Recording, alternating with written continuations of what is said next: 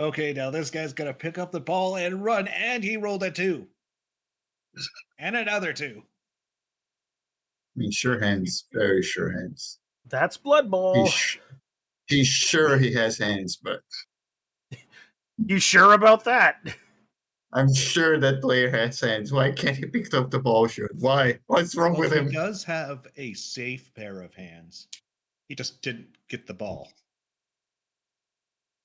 Dude, not only does he have hands, I'm sure he has hands. He has a safe pair of hands. He has 2 of them. How can he not pick up the ball? What's wrong with him? He doesn't have big hand. That's a problem. No, it wasn't even in anyone's tackle zones. It was just he failed the roll. He rolled 2 twice, and he needed a 3. I swear to God, he's doing it on purpose. He just hates me. He doesn't want to see me succeed. And once again, we begin Dungeons and Dragons with a rousing conversation about Blood Bowl. Yes. Yeah. This is a very important game. Will Psychona actually win a match and have Logan Shadowclaw be the only person in Div B that hasn't won a game? That is exciting. If Psychona loses or ties, both him and Logan will have not won a game this entire season. That is impressive in and of itself.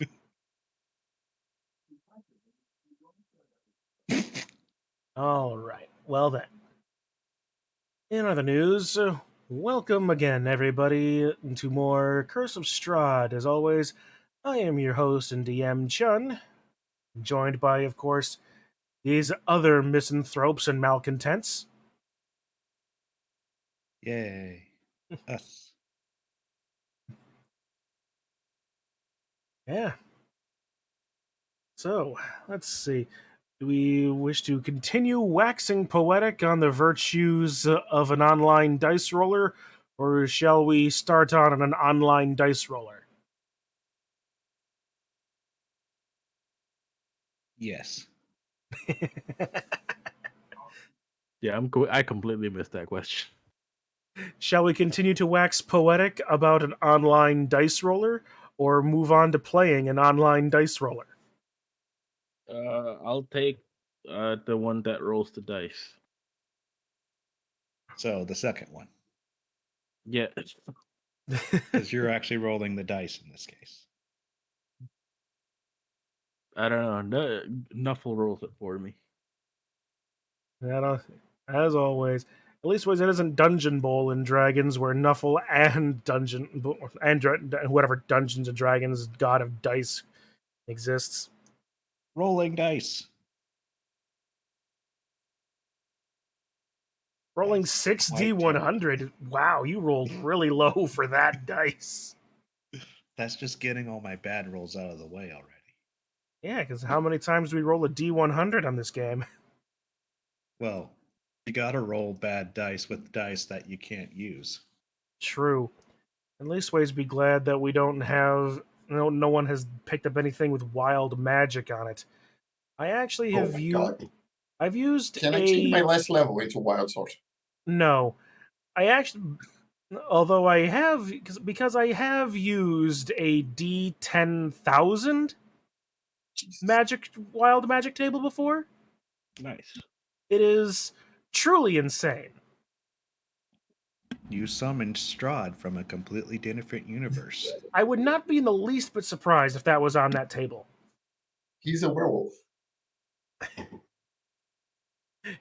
Strahd is a werewolf. Esmeralda is the vampire. No, it's actually opposite Strahd, where his Barovia is covered in sunlight 24/7 because he can't live outside of sunlight. A soul pyre? Sunpire? So he fights current Strahd for making it. It will just be half, like slightly cloudy all the time instead in Barovia. That's How good is it weather. today? It's slightly cloudy. It's And not. and It's now not sunny, but it's not cloudy. It's and not now the overcast. 5-day forecast of Barovia. Well, everybody, as you can see, we will have dark, roiling, overcast skies for the foreseeable future, much like it's been for the last. Hey, Bob, how long has it been? 300 years. 500 years. Thanks, Bob. What the hell? A little, Chef. little slow on the uptake there. Sorry, Chef. I had to look at the books. Chef! Sorry, boss. We're not in the kitchen! It's in Deutsch. It's Chef. I'm used to saying Chef. Sorry. No worries, All right. Well Kind then. of bled out into real life. Hey, I get that. It took me a while to break some habits when I was in culinary. After I got out of culinary school too. Right. So. No, it's because in German, boss is chef. So, Oh, fair and enough. I call my boss chef, and I'm just used to it. Yeah. Okay. Fair enough. Fair Fine. enough. All right. You could So. use the Warhammer 100 chart. No, yeah, where certain is it? ones where it's like 10 to 20, it's a mutation happens to someone nearby. You don't know what it is, Oh. but somebody nearby just got mutated and you don't know what it is. But the DM knows what that happened. That sounds beautiful, horrifying, and complicated. I don't want to do it. But anyway, bring us back into the game before anything else silly happens, because we want to be able to properly frame the silly within the darkness.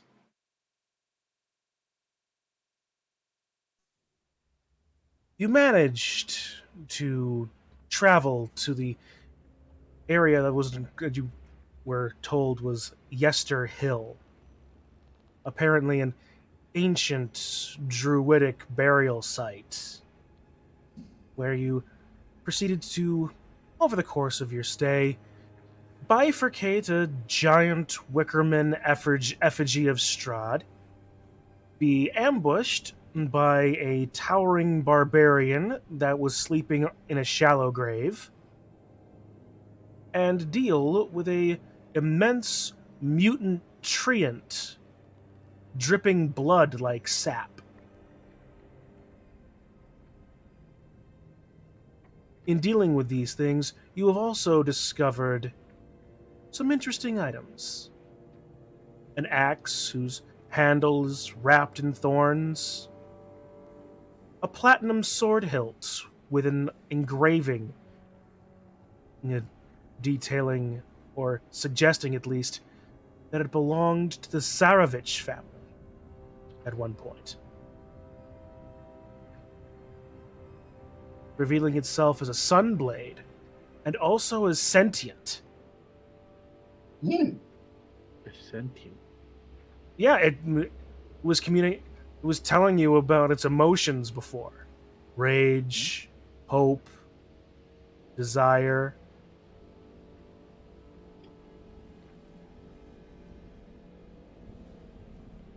Nice. You left the burial site, returning to the Wizard of Wine's winery, where you restored 2 of the crystals that they said they had lost.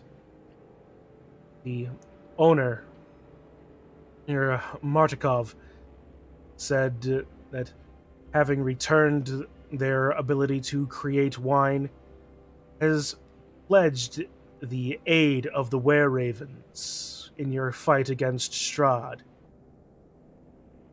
You brought this information back to the village of Krezk, where, after hearing of all the things you have done within the lands of Barovia, you were rewarded with So a bit more information, a place to stay for the night, and a modest celebration, though perhaps grand by the standards of this small village.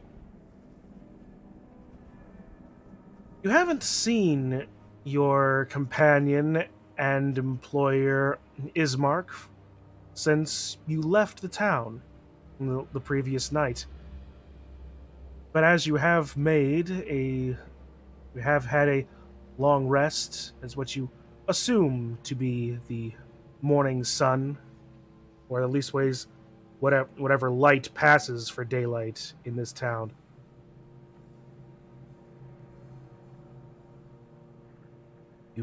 You awaken, arise, break your fast, and meet up in the village square. This is where we shall begin. Even as I fix Dute's HP for the 5th time. Okay.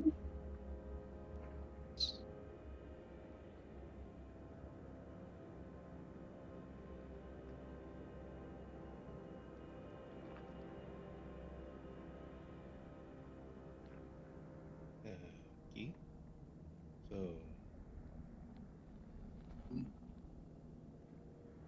Still a little sore.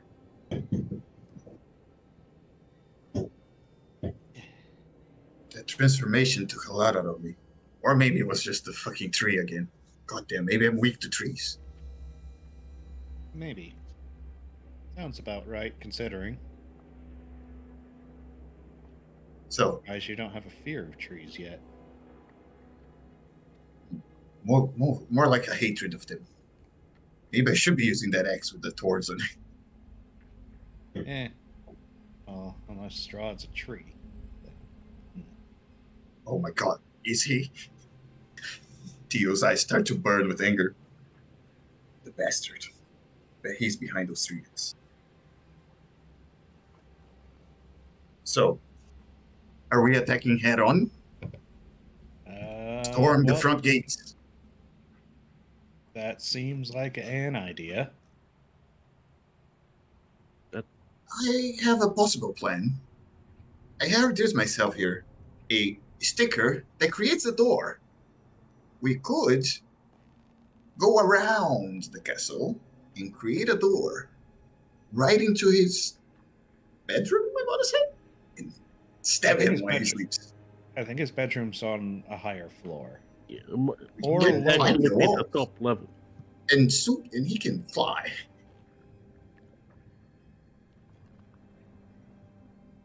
I don't know how you'd get there, Chip, but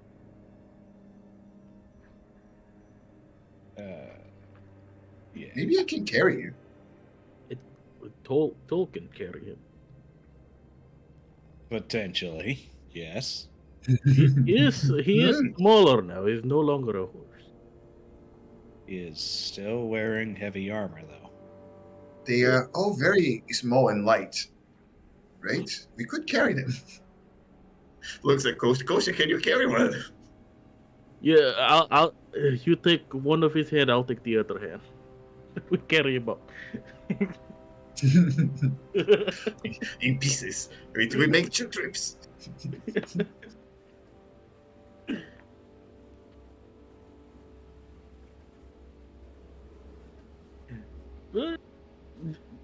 Kosha goes over to the Chip, and he shows him his back. And like, get on my back. I want to see how heavy you are. Oh my god. I am wearing heavy armor. So, Yeah, it's okay. going to be heavy. I'm pretty strong. You can.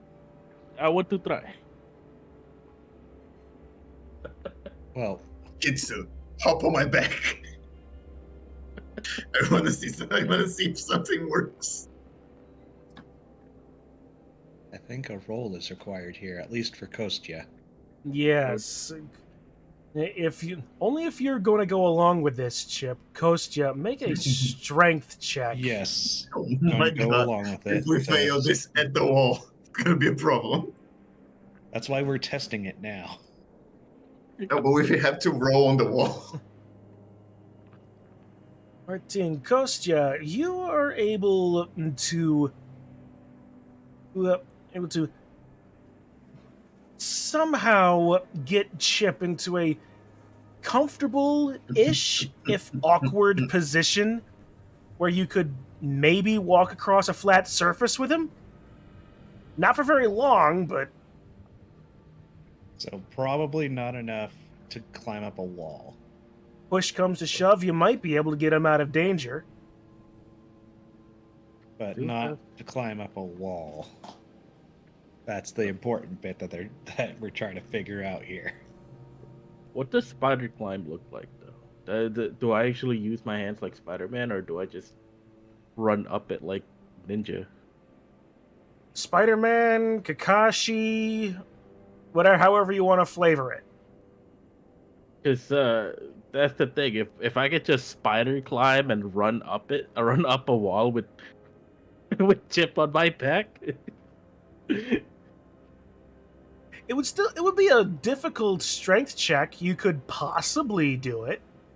And there's always the I could possibility of probably natural do it. 20s. Ooh, we could. Oh, we could.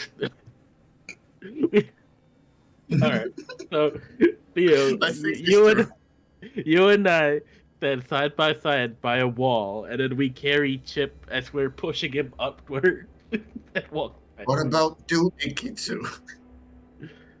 Uh, Dude, I'm pretty sure is light enough not to have that bad of a strength check. And Kitsu can teleport. Not that long. yeah, it might be a long climb. Dude Spider climb. He doesn't stick to walls. He kind of just shoves his whole claw into the wall. Okay. Kostya, Alright. can you give me a history check really quick? Sure.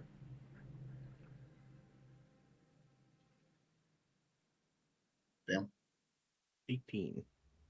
Always be reading up. As you are contemplating and talking about this, you remember. Wait a minute, they're actually. It's not outside of the walls of Ravenloft, but there is technically a back door to the actual castle itself. Here to share with the class. What are you thinking about? Yeah. So Ghost just says, "Wait, there might be just a back door. I remember coming out of it one time. We might not have to climb from outside. It goes into the castle.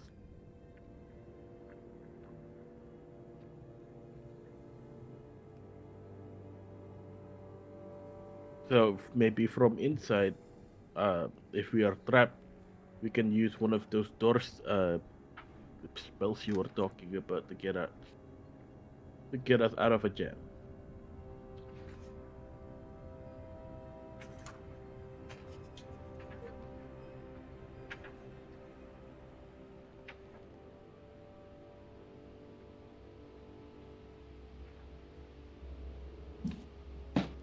But we should move as soon as possible if we want to make this happen. Yeah, let's head out. All right. As you do, and get yourself prepared, Toll is going to turn to you, say, and communicate to you as best as he can, because I don't remember what all he has heard in their last little bit. That he will go alert the Martikovs that you're on the move. And and bring the Were Ravens into position.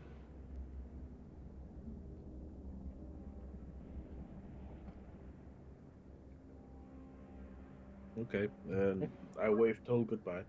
He flexes his wings, flies south towards the winery. Wait, can you hear me? Hello? Yeah, now we can. Yes. Okay. So, wait. Before you go, I think if you're gonna leave the War Ravens, you need a leading sword, and I take out Sparkle Tink. I assume we're outside. Yes. I find a big rock that's on the floor. I go to it, and I put Sparkle Tink, the sword in the stone, on the rock, I'm gonna leave, 1.5 meters of sword out of the rock. Then I'm gonna grab the handle of the sword, with one of my hands on the blade, and you can see, Theo's muscles starting to bulge. They bulge, twice the size. He's, focusing on it. And then he's just gonna, turn the sword 90 degrees. Give me a strength check. If I rage, can I have advantage? If I use a rage charge, can I have advantage? Technically, yes. Just so I'm not gonna keep the rage. Rage does give you advantage on that, I believe so. Yeah, that's fine. All right. Strength check.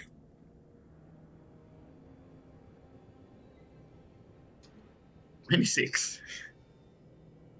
It was one off natural 20. Doesn't when when Sparkle Tink hit an object, it does just massive damage to the object. Yeah, but I didn't cut it. I pierced it. So it did piercing damage. But that still break the stone instead of breaking Sparkle Tink? It would be stuck on it. If you can't really destroy a stone by ice picking it once. It would just pierce it, right? Like paper? Easily? So you just instead of breaking this sword like you want to, instead you're making a sword in the stone? Yes, and then I'm doing it sideways. It's gonna break.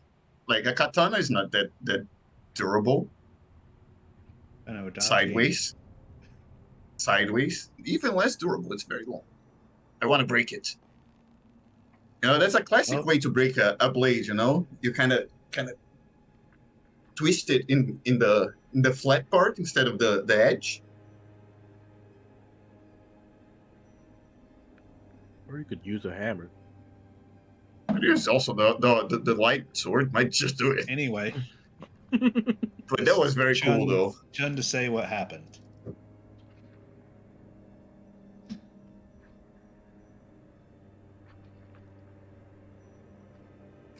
It's at this point that I wish the dice roller had a physical sound or an audible sound to go along with it.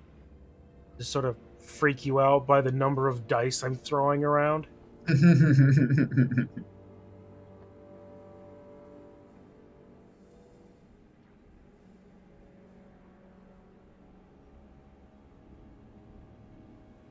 You wrench the blade with all your might against the stone that you have driven it into. It bends, it flexes. For a moment you feel it almost maybe give. You give it one more mighty pull.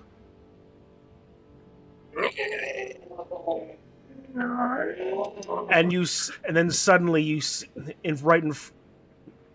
feel a flash in your head. Purples, greens, golds, stars bursting before you in dramatic patterns. A ghostly visage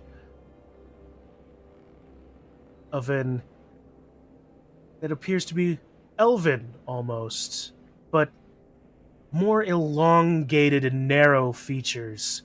Ears almost impossibly long even for an elf. Framed in long, straight, green hair.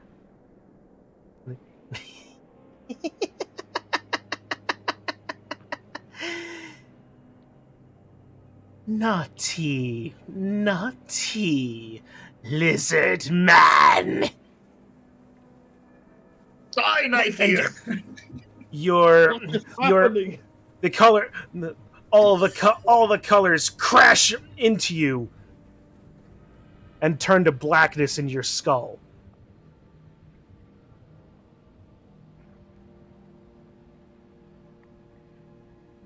You open your eyes. You're on the ground. The sword driven into the stone where you left it, entirely undamaged.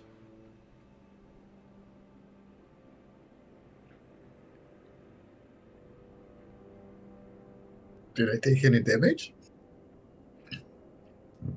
You took emotional damage. That's psychic damage. Emotional damage. Thank you.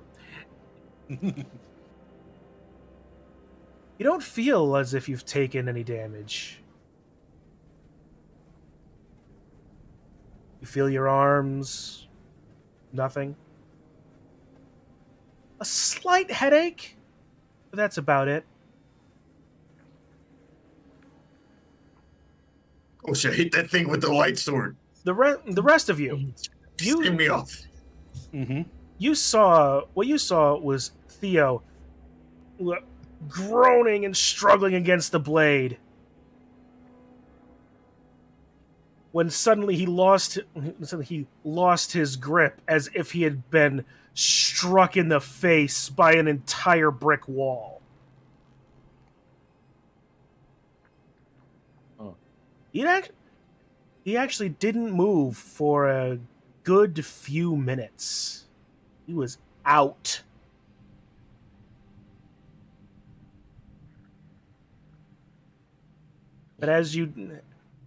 While he was out, the sword where he drove it into the rock seemed to glow in sinuously purple and green light swirling around its blade and edge, burying themselves into the stone. Just before he came to, a soft golden glow surrounded both the sword and the rock, and faded just as he was coming to. Could I roll a Constitution check to see if Chip just starts bursting up laughing at him failing to break the sword? Sure, Constitution. Your wisdom's too high. Yeah, my wisdom's way too high.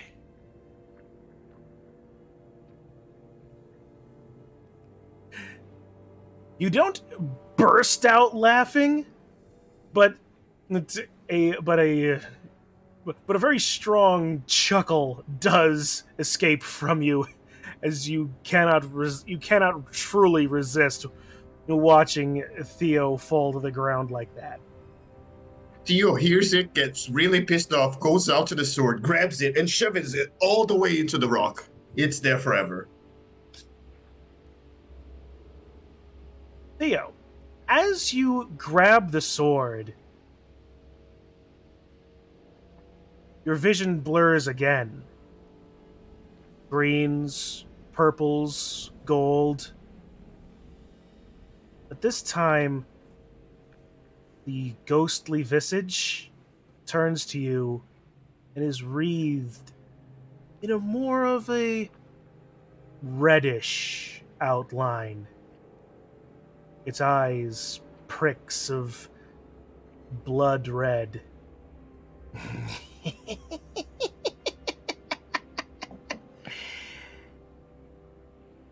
Trying again, are we? Enjoy rotting in a stone forever, you stupid sword. Make a wisdom save. Wisdom save. Nice. 7. Wait. That's Even if not you always did, The same Oh, yeah. the same feeling again. The colors It's the close around you and slam into you, going from purples and greens to sheer blackness. The I'm rest gonna of you, focus my mind and all my magic resistance the into rest- my mind. the rest of you watch again as the moment Theo grabs the hilt of the sword, he is blown back 10 feet. Theo, you take 9 points of psychic damage Whoa. Hey, and are Chip, prone did you again. do something?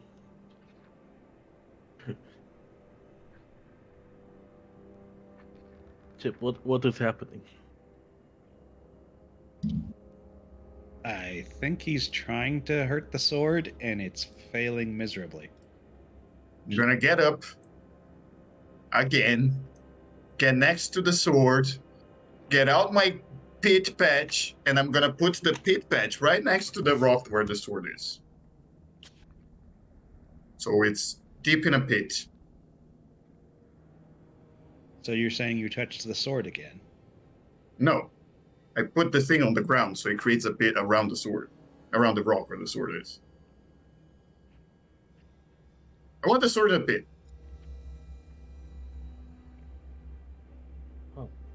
Even without touching the sword, Oh my god. as you place the patch on the ground and a large pit opens up,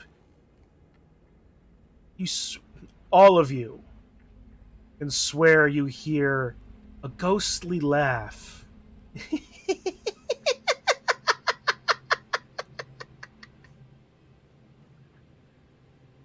The pit It's in the opens up. pit. The pit opens up like normal. It does in fact sink the stone and the sword into the hole, but it also forms underneath you, Theo, as you fall into the pit and lay prone again. It's fine. I can climb walls. I climb out of the pit, and I'm gonna get my trusty shovel out, start filling that pit, boy.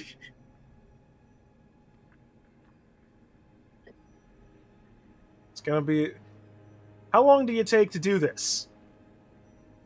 I don't know, but I'm gonna put my back into it because I am pissed off at that sword. I think Also, I can Cole's probably- blown off by this point.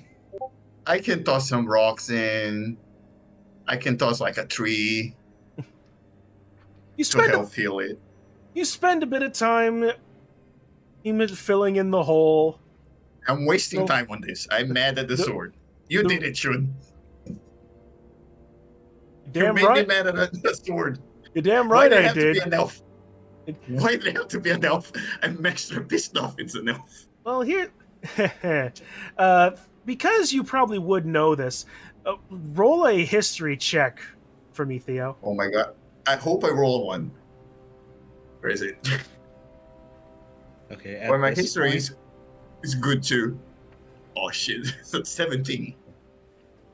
At this point, Chip would be like rolling around on the ground laughing at Theo. Oh yeah. Oh my god. I fell down 3 times at this point. Theo, So angry. you spend a good half hour trying to fill in this hole. Well, so you are so blinded by your rage and frustration and anger at whatever entity is within this sword that you at the moment don't notice that Chip is laughing on the ground, or even that the sword has seemingly started whistling. It's gotta be like under a half foot of dirt at this point, right? I can't. And my ears just like. Sorry. So Oh, like fill like- the hole. Fill the hole. You what? For a moment, your vision, your rage subsides for a minute as you realize what you're seeing.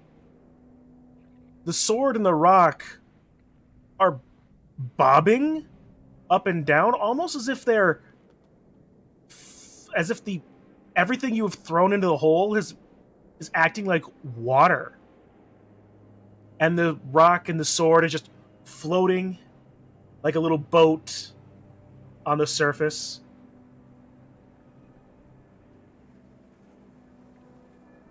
I'm just gonna shoot myself in the foot here. Your bewilderment bleeds into a moment of clarity, which is where this history check comes in. Elongated features,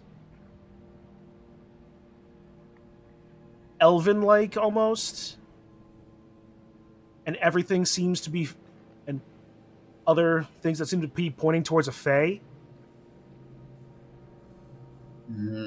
This sword is not. This sword appears to be possessed, or at least weighs embodied of a quickling. It would make for a good hexblade. It would. A quickling is a specific kind of fey creature that is vaguely elf-like in its form. How do you kill it? But is usually far more of the mischievous, bordering on some kind of malicious. Not exactly ill-meaning, but definitely a creature you do not normally want to mess with. In other words, it's eating this all up. All this entertainment, you're just giving it. How do you kill it? I'm If only not I gonna had the say. blade that's good against objects to hit it. The blade that is causing you pain. Exactly. You need the blade that's causing you pain to kill the To blade kill that's it, I causing you know. pain. Exactly, I know how it sounds. And we're supposed to kill Strahd. When we can That is- even destroy a little sword. I have not very much confidence in our group right now. Can we both attack this sword and see if we can do anything to it? Everybody, just throw everything we have in it. Pretend it's Strahd. A little practice before Strahd. Okay. I'm gonna fashion like a crude like Strahd little mask and put it on the sword.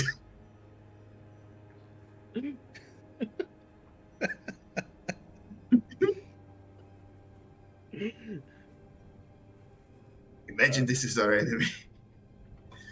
I mean, I don't need to imagine. It's very clear to me. So you really want us to attack this sword? No, I don't care. No, I don't know. It's just really funny that I can't do anything to a sword.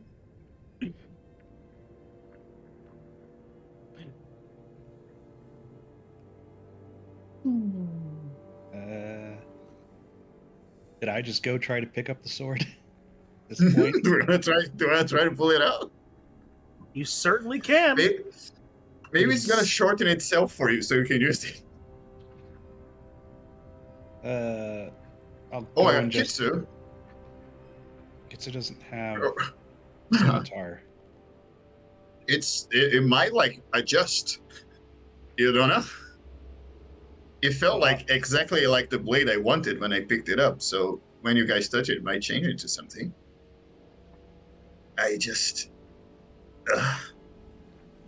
I don't even know. I'm just angry at it. Shall I Lizard try? brain can think.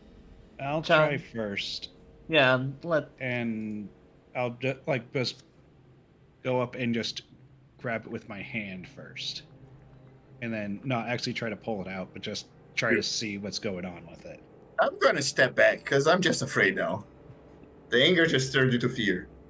Too many stuff has been like knocking me out and shit. Jesus Christ. Chip, you reach out your hand. You grab a hold of the sword by the handle. For a moment, it feels like something maybe happens. But nothing does.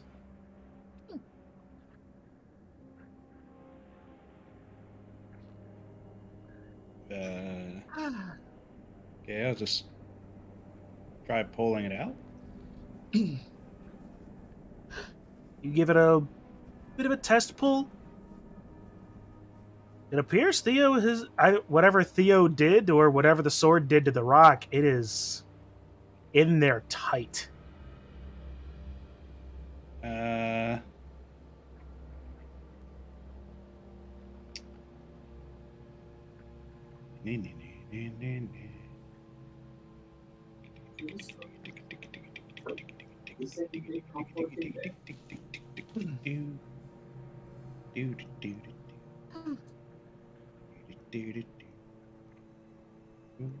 The spirit in the sword. Maybe talk?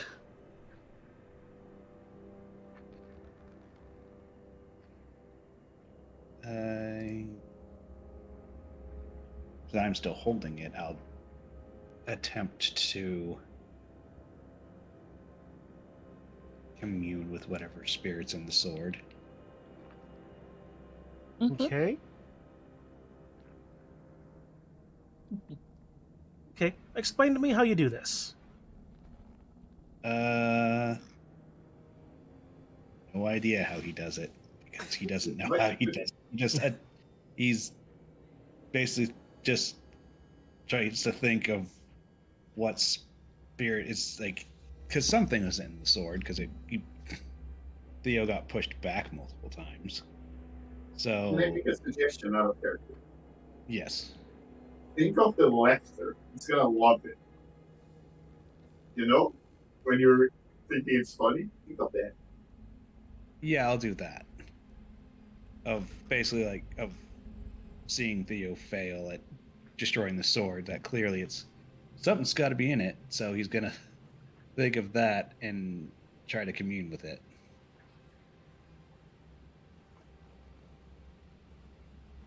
You think about how funny it was watching Theo fly and flail. It's torture myself.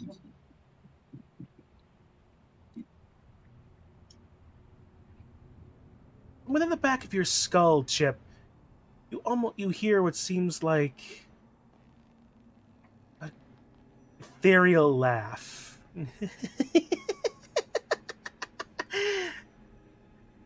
Oh, but wasn't it though? You feel your senses being taken over.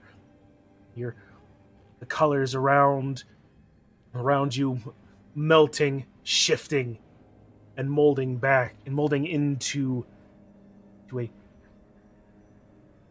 purple tinged world of greens, turquoise blues. The grass beneath your feet almost being this strange, like, it looks like grass, but almost as if all the light that hits it makes the shadows turn gold. It's a weird and surreal experience. Alien, unnatural, but not at the same time.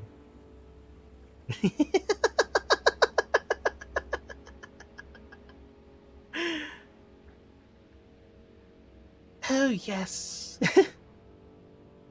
Funny snake man try to kill me. Oh, no, no, no, no, no, no, no, no, no. No, it will not happen. Will not happen. Yeah. Almost seemingly from behind, as if he was standing behind the sword, just beyond your sight. A thin, wiry creature. Blue skin, straight green hair pulled back in a tight ponytail.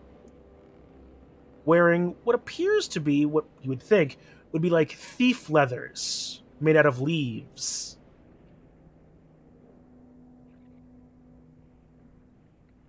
Graceful, almost in a way, but it should not be for how long and gangly this being is.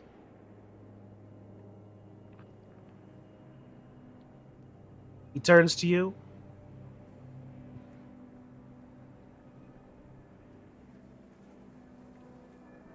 Are you friend of Sparkle Tink? Well, pretty sure. Because, I mean, you've been extraordinarily useful with multiple of our enemies. Oh, but Yeah. haven't I? Haven't I, though?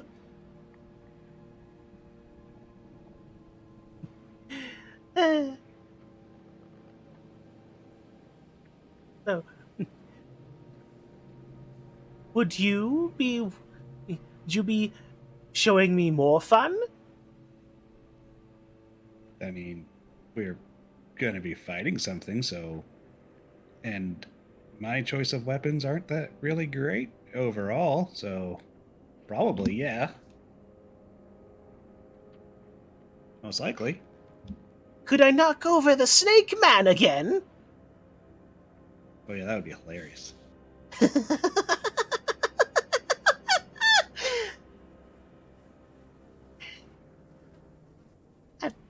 Oh, such joys, such fun, such amazing things we shall do.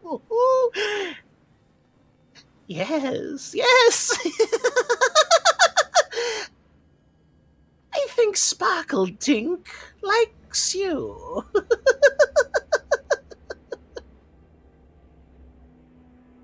Yay. Roll an insight check, Chip.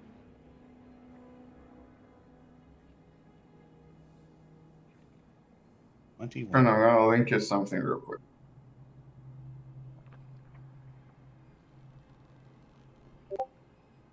You can tell this creature is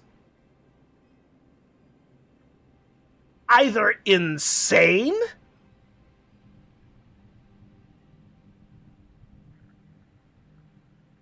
or just barely not insane enough for it to count.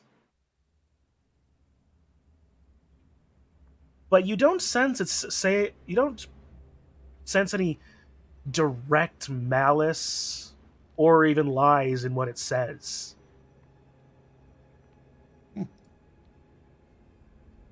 And Chip is fairly trusting, so he'll go along with it.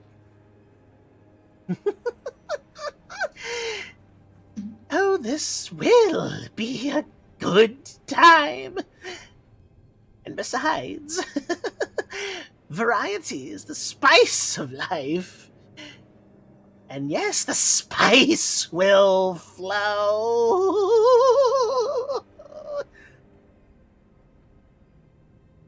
The scenery around you melts away. The greens, and purples, and golds melting back around you and reforming back into the dull browns and greens of the village of Krezk around you. The sword in your hand is no longer a sword.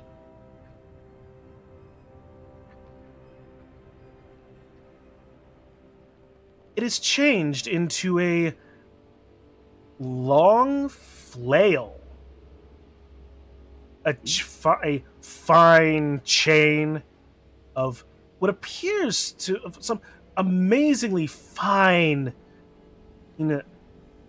dull silvery metal, light but durable and strong, connected to a handle of a strange wood. In the reset, it appears to be well worn, well cared for, perfectly formed.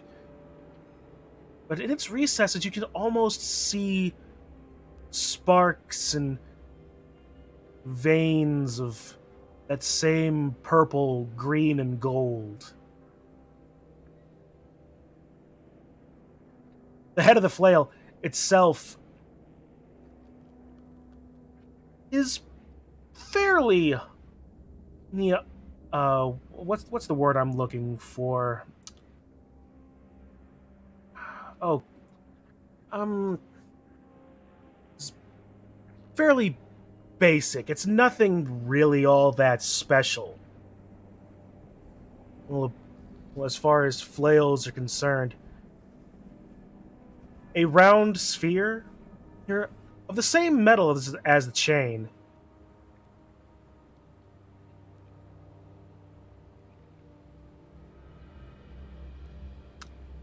Actually, Theo, the word I was looking for was actually closer to innocuous.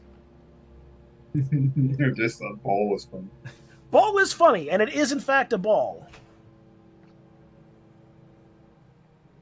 The same metal as the chain. Engraved, almost, or rather more etched on the head as you look at it. The same scenes of a deep wood. Trees, almost in layers, giving the illusion of depth. For a moment, you swear you can actually see movement in between them. Almost too fast for your eye to track.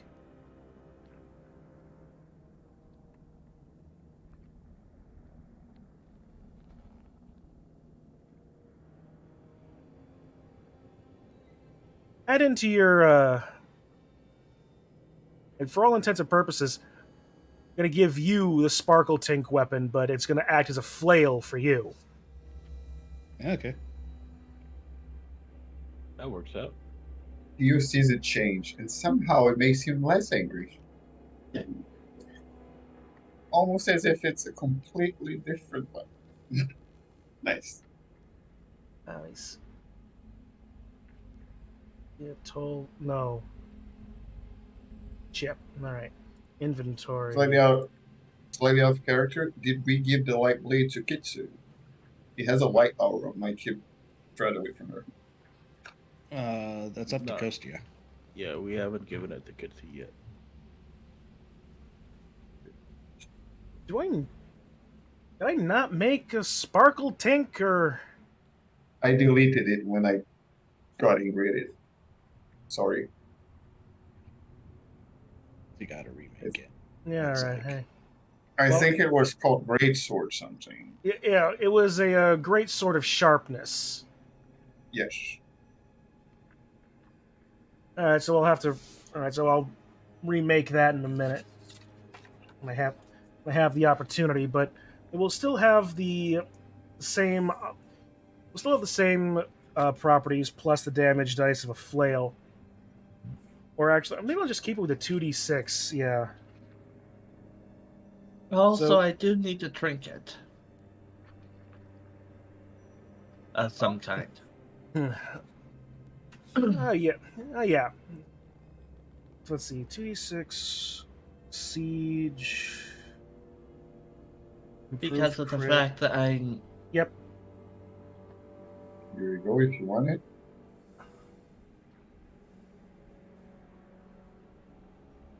Yeah, I picked the pack of the talisman. Yep. Alright, I will. Or attack resist. Oops. So I'll rework this in a little bit. I was like, Kitsu, as you were watching this, it almost feels you feel as if somebody is suddenly leaning on your shoulder. I was like, oh yeah, always fun to watch somebody getting a little bit of something in the face, isn't it, huh? Mm-hmm.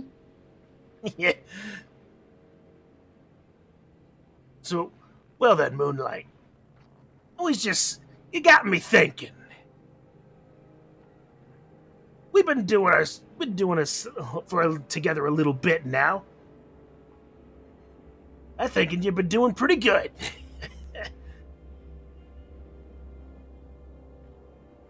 I think maybe a little bit. You can probably handle a little bit more of my power here. You think so? Oh, trust me, babes. I know so. So here you go. A little token of my esteem and affection, so to say. He hands you a medallion on a chain. Don't you go be spending that all in one place now, huh?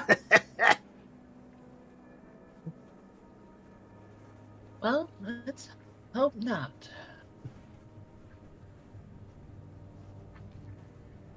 Looking it over on in your hand, it it feels made of a heavy metal. You're not sure what it is, what it's made out of, but it appears to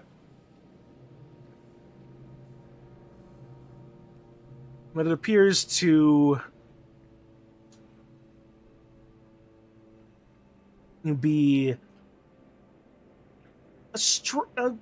a weird shape. It almost geometric, but as you follow the lines, it doesn't quite come in correctly. The angles coming together in weird, strange ways. They all do eventually come together, but it's a complex look that shouldn't work. Made of that heavy metal of a strange green hue that is absolutely not of any natural world you're aware of. Almost and suspended inside of it, it appears that there is as you focus in on it, it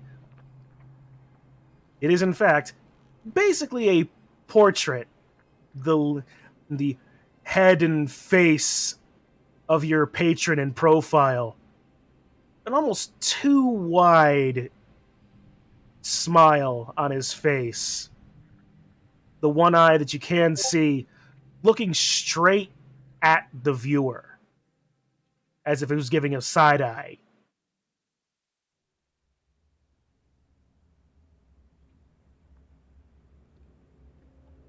I gotta say, an interesting choice. Probably not the one I would have made. But hey, now you can say you got the devil's own luck with you, huh?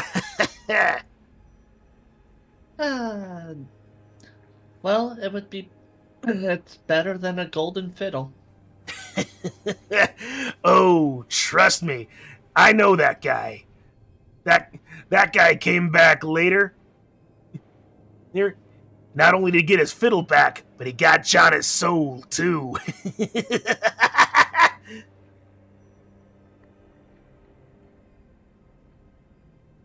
Took a couple of tries.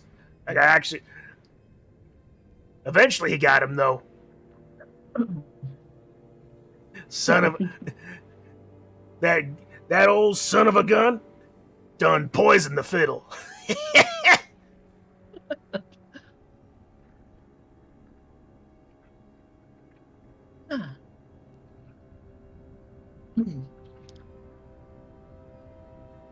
Kostya, can I see that sword of yours? I mean, the Sunblade. You want to see it? Mm-hmm. Okay, don't lose it. Kostya hands it over.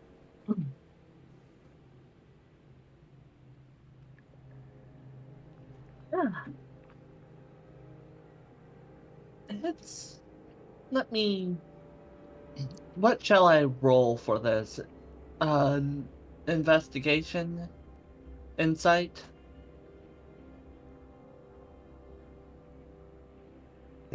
John? To look at the blade? Look at the sun blade? Depends on what you're trying to determine from it. Are you just wanting to know how to work, or... I'm inspecting it, wanting to see if I could actually use it, Okay. even though it's a longsword. And I can actually use it, but... Yeah, and I've already tuned to it from the last unrest. All right. So you have attuned to it or haven't attuned to it? I have. Okay. Yeah. All right. No roll needed. Okay. As you are handed the sword handle, it's a beautiful piece. You can only imagine what the sword would have looked like back when it was whole. The ornate platinum working is really quite stunning. You grip it in your hand and start looking it over. Then you start feeling a presence probing on your mind. Questioning, intrigue. Then a moment of revilement, brushing. I think whatever it is found me out.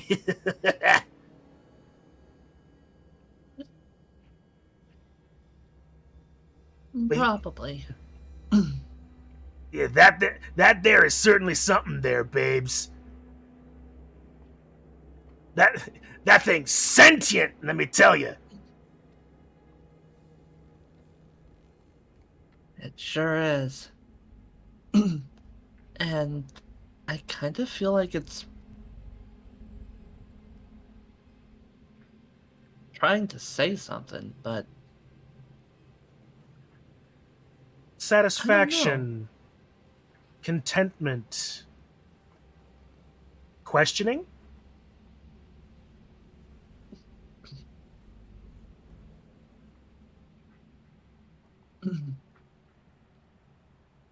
it's very interested, but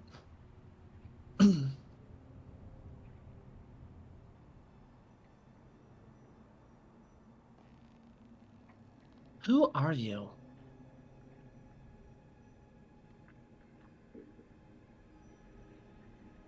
Valor, bravery, courage, despair, loss, longing, rage, determination. Range.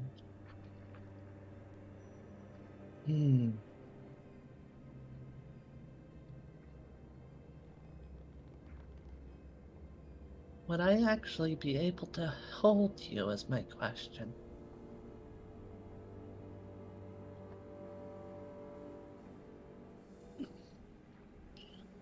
Questioning, confusion,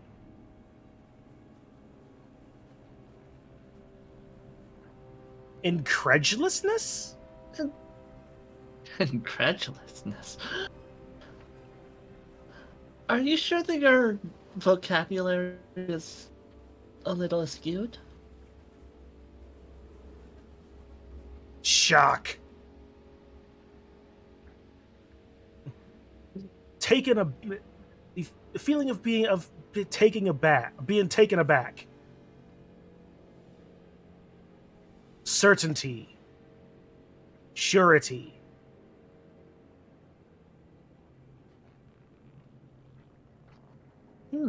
So you're sure that your your vocabulary is not askewed?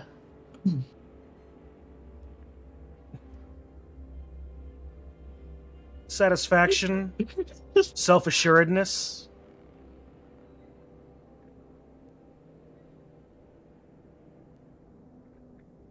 Question: do you like the hand that attuned you?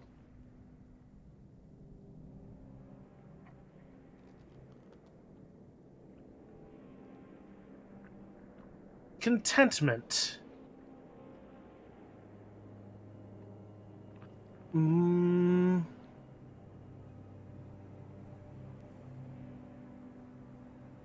A slight discomfort.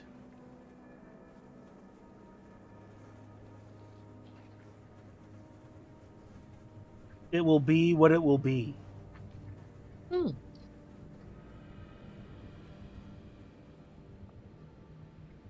Ah, so you're one of those type of creatures, eh? Confusion.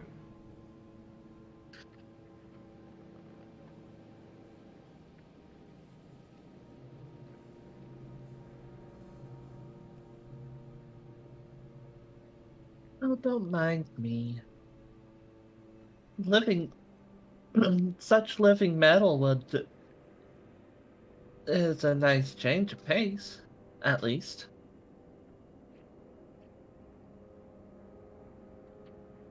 Hmm. Satisfaction. Pride. Loss. Longing. Depression.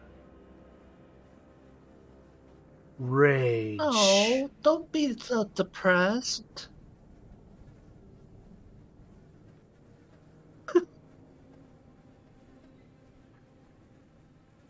Anger. Be so depressed. Hatred. Determination. Okay, I'll give you back. I'll give you back. She hands it back to Kostya. I'm trying my best to communicate what he wants to do, but this thing literally can only communicate in emotions. Yes. Did you find something that you were looking for? It's a type of living metal that can only express itself in emotions. Hmm. It can Kostya, not talk, sadly. so you asked that question. Several, and all I got was was was emotions. Kostya takes the sword back in his hand and says, "Do you want to kill Strahd?" My God, I was thinking the same thing. Literally Determination. the same. Rage. Fury. Revenge. Satisfaction. He wants to kill Strahd. And then Kostya puts it back on his belt, I guess.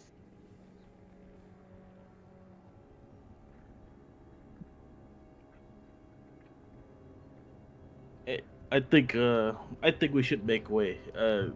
We don't know how far Dole has gotten.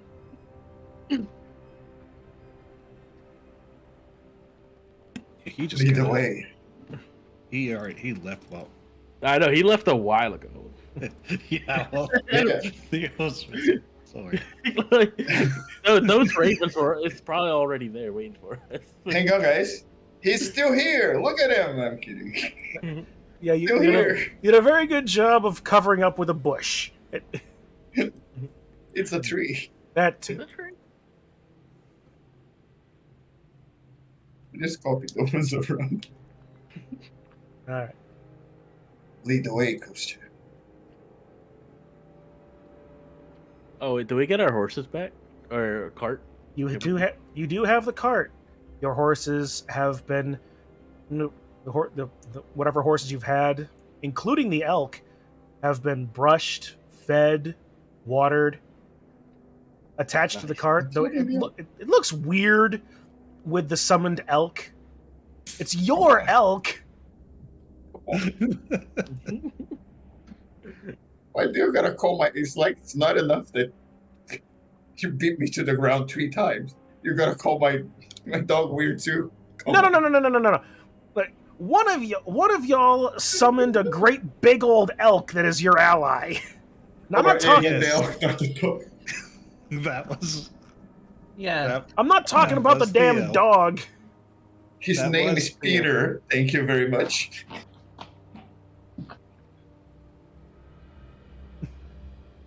Peter Elk. This day. I'm really kind of surprised you didn't call him Lawrence, but that's a joke. Lawrence. It's more of an American joke that you probably wouldn't know. Lawrence Is it- Elk. I don't know it. Sorry. Does the name Lawrence Gotta be- Welk mean anything to you then? Lawrence?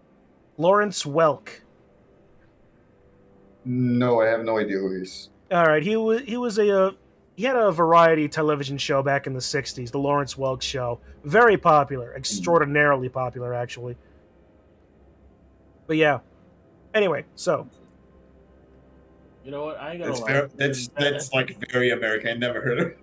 I think even Americans are gonna have a hard time picking that one up. It could just feel be less me. It could just be me, and it's like, I feel less bad though. It's sure is weird, and it's not me. anyway. So with that, I should have kept a cheese name. Well, it's Peter the Elk now. all right. So Yes. off to the world map then. Yeah. Yep. All right.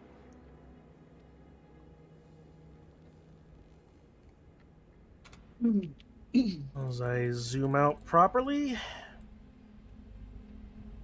So you, as always, are that red and green spot. I love the fun little gifts we have on the map. Yep. And you're traveling to the castle? Yep. All right. Let's see, 1, 2, Coach- 3, 4, Coach is 5, taking 6, us to the back door. 10. Yeah. I should say we're traveling to the back of the castle. First hour Also of travel. known as Strahd's butthole. Known by no one as Strahd's butthole. First hour of The back travel door. gets you across the river at the bridge. 1, 2, 3, 4, 5, 6, 7, 8, 9, 10. Continue traveling. So much time digging a hole.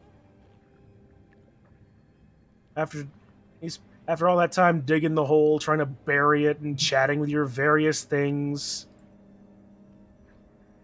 I'm sorry, guys. I let my anger get the best of me. You have lost a little bit of traveling time. A little bit of help.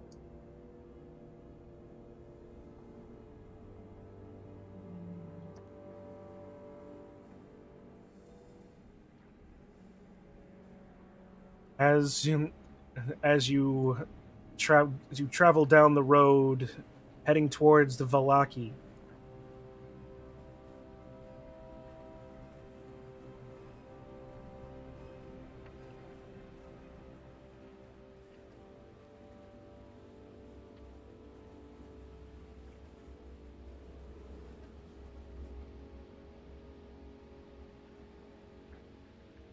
Make a perception check, one of you. Okay. Perception. Oh, who's got high perception? I have plus. I have +9. Okay, go ahead. Jesus. You're seeing too much. Go, kids did it first. It's an 8. That's fine. Right? My perception worse than on. Yeah, ignore my perception. Alrighty then. Just sleeping in the back of the car. Mm-hmm. Rolled like a 3. And Chip. leave it. You notice them first. 2 men standing on either side of the road, wearing the colorful clothes, the dull colors of the Vistani that you have seen around. You don't recognize these men. They stand either side of the road.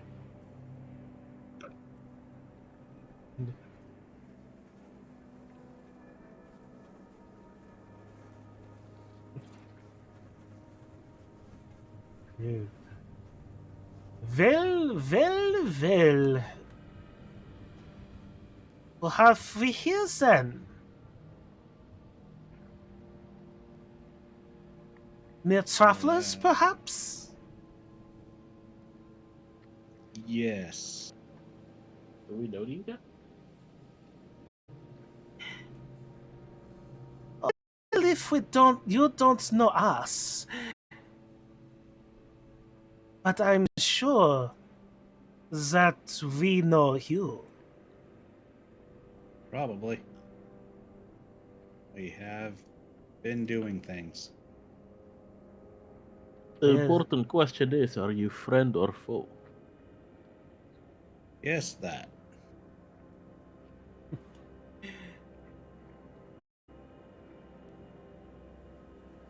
I believe that is unimportant.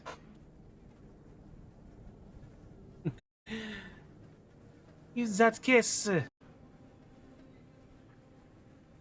your way. We do not wish to have any trouble, shall we say? Yes.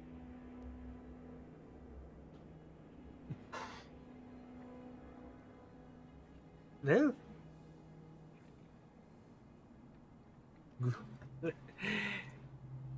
then you shall go your way, and we shall go ours.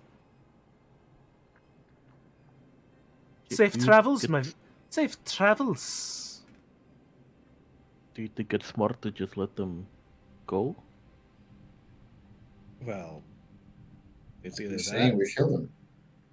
Well, we don't know George. there's other people in the trees right now. We'd better just to go.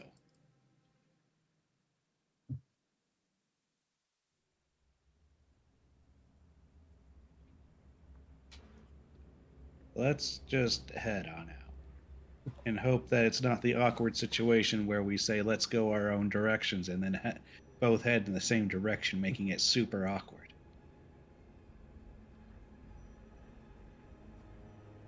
They let you pass? Roll another perception check. They let us pass. We let them stay there. I feel insulted. Oh, My let's go God, with Chip. Chip. Very nice. It's just too much. Continuing on. It's his dog senses. Yep, your dog senses tingle. You aren't being followed by them, nor do you sense anything else in the trees around you. Starts to mark the tree. What are you doing? No, he Alright. does not go and mark the tree. I mean, just unclaimed territory, right? Go, Gouda. It's your chase. 1, 2, 3, 4, 5, 6, 7, 8, 9, 10. Another hour of travel sees you passing through the village of Valaki.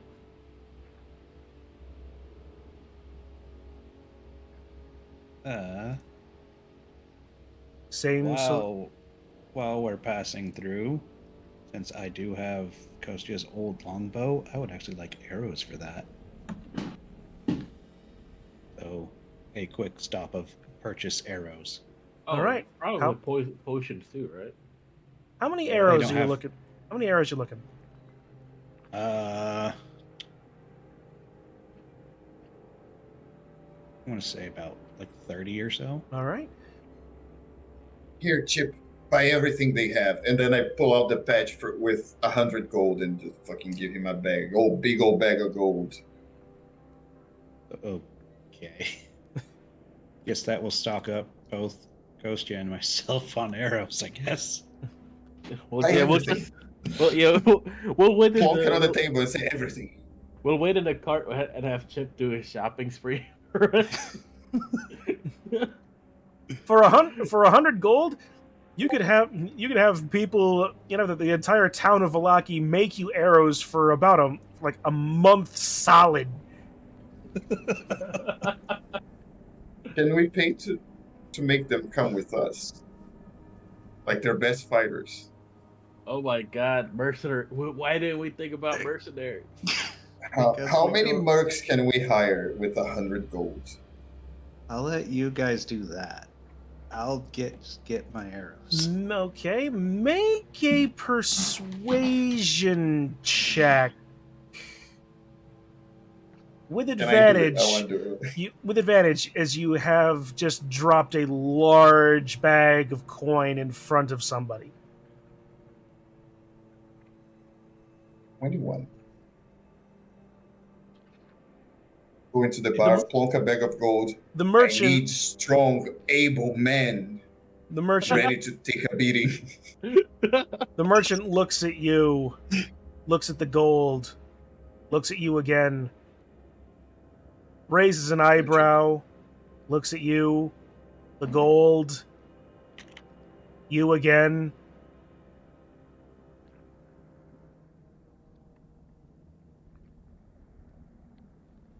How many men you're talking about? How many men does 100 gold buy me? How many men do you think you need? 100. You won't get. You probably won't get that. There's not even. I don't. Then 5 good, able men that I can count on. Ready to give their lives for the cause. That's not deep. Ready to give their lives for the cause.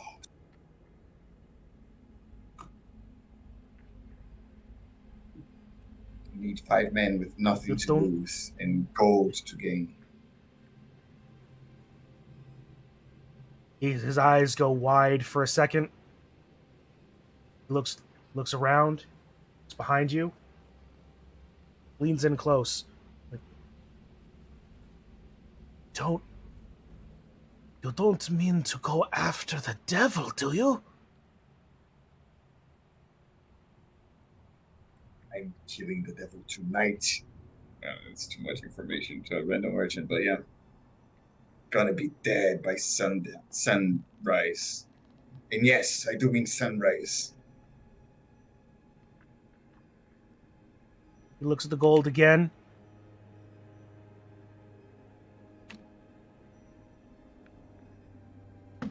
He looks back up at you. A look of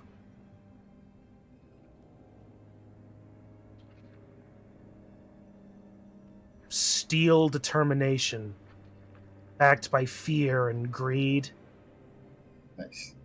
Honest emotions you can trust. It's not a Strahd like supported take on. Leave the bag with me. You will have your men, and more beside. Gonna leave There- the bag and plonk like the other 20 gold in like random fucking silver pieces, coins, whatever I have in my pocket. I have 20 gold. But like, I'm a snake, so some of those coins are like bitten. It's not like the pristine bag of gold. Give him everything. Tonight,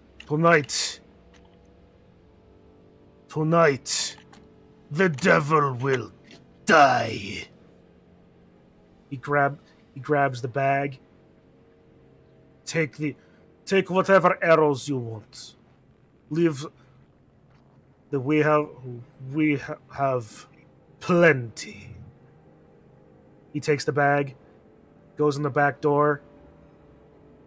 Here, you hear some rustling around as if he's grabbing of things. A creaking door in the back that opens, not gently, but with Theo. You can tell from his eyes that you probably have set in motion a lot of activity. Theo smiles. In doing so, like you can tell that was probably the last tipping point necessary for a good old-fashioned peasant mob, torches, pitchforks, and all. Yeah. It's like the perfect distraction for us to go into Strahd's butthole and invade the castle. Oh no! Not the butthole. First, you think The for a back second. door. Wait a minute. His eyebrow raised when I said I needed like 5 strong men. Did he think I want? Did he think I didn't say I that. possibly wanted to raid my butthole? Best not to think about that.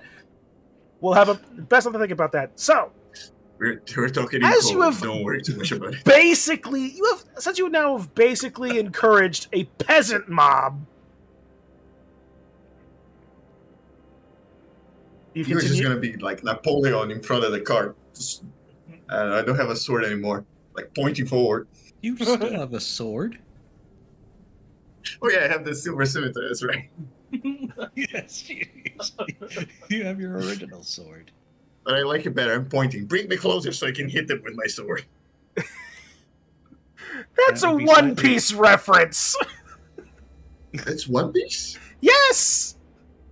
I thought that was the tank from Warhammer. I didn't know it was One Piece. It might be that might be Warhammer probably does. referencing One Piece or or the other. I just remember that being a One Piece meme. At any rate, As a side note, yes. Chip will be giving Theo his boomerang because Chip has yet to really use the boomerang, and he now also has a longbow, which is a better ranged option. Fuck, I'll just add it to my collection of 4 boomerangs that I already have. Yes. So now Nice. you can multi-attack before actually raging of boomerang, boomerang, boomerang, boomerang. I'm turning into soccer from Avatar. Oh, hey, go ahead. That's Is a, any of the that's the a better guys reference that than what came- I was thinking. Is any of the guys that I just hired wearing a cool hat? It looks like a captain hat, you know? I'm gonna take it. You look around and it's like, well, the merchant did say take whatever you wanted. As while Chip grabs the arrows that he desires, you do see it's a poorly kept but kind of foppish hat that could fit the bill. It's official. I'm wearing that hat forever. Just put it in my. Just pick it up and put it in my head. Just add a foppish Let's- hat to your inventory and Let's kill a braggy vampire tonight. all right, continue With on. hair. Each wear the The hat. foppish hat from Boulder's Gate. Which where it one? just There were instantly changes the person's hairstyle. There's a great many foppish hats in Baldur's Gate. Anyway, so let's see. Continuing The on. cowboy hat. 1, 2, 3, 4, 5, 6, 7, 8, 9, 10. Making your way further down the road, you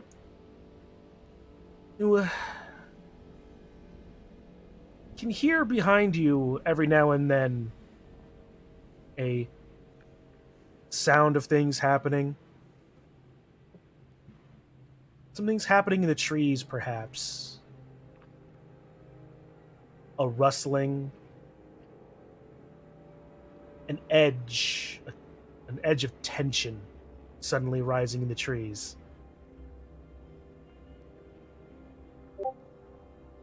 Would you like a perception check? Nope.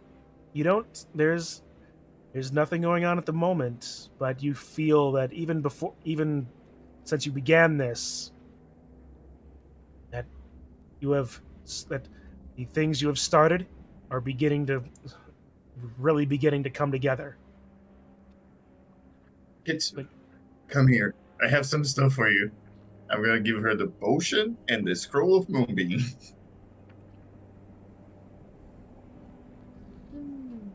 You there, Kitsu? Yes, I'm still here. Just Alright, you can add a scroll of Moonbeam to your inventory. Just a scroll of Moonbeam. Don't know what it did. Never checked it. And you can also add there's the potion. There's my potion. It's loading.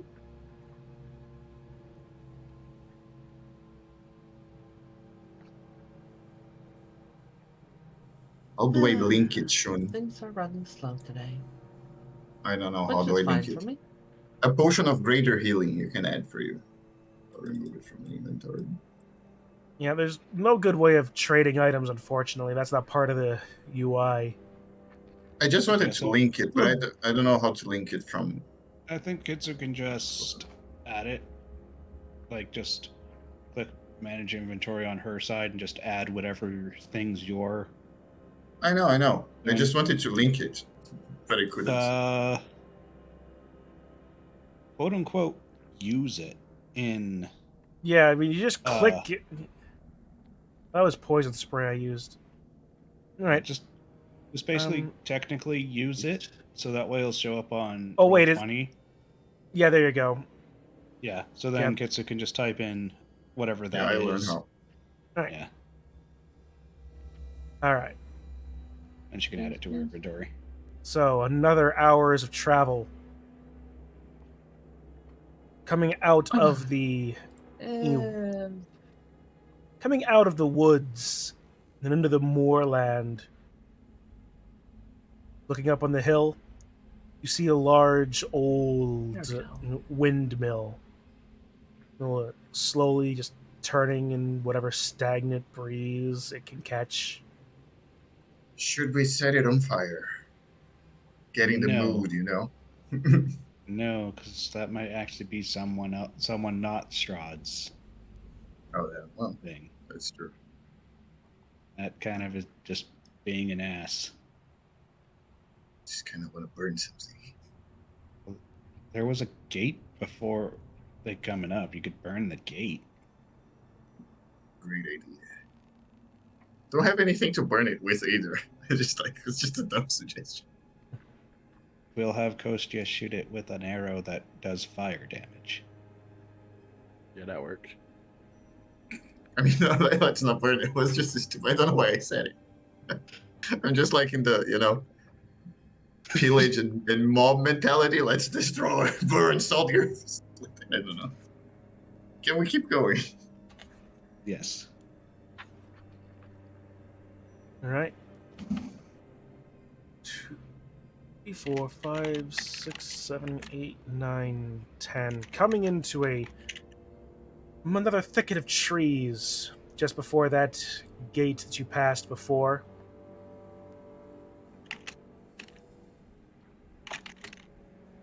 The tension seems to be a little bit less here at the moment, but it almost seems to be like the beginning of a calm before the storm.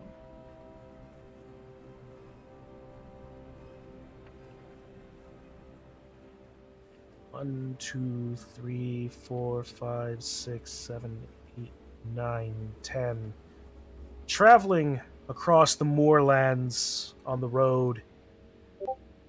Probably one of the best kept roads in all of Barovia. Just as it's getting to the point of pre-dusk, the castle looms itself in the distance. Dark, imposing. You're almost there.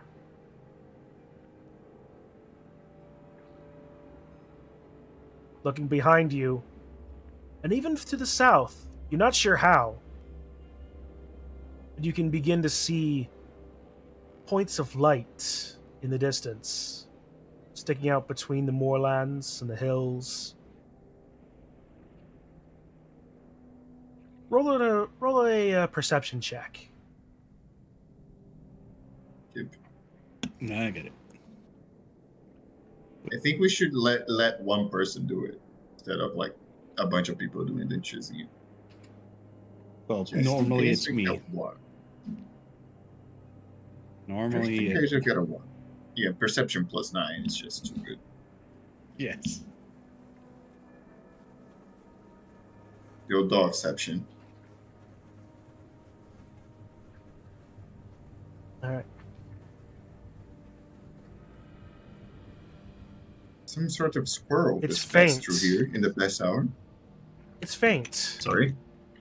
You can, as you take a moment to sink in the full weight of your actions this night, in the directions of those pinpricks of light,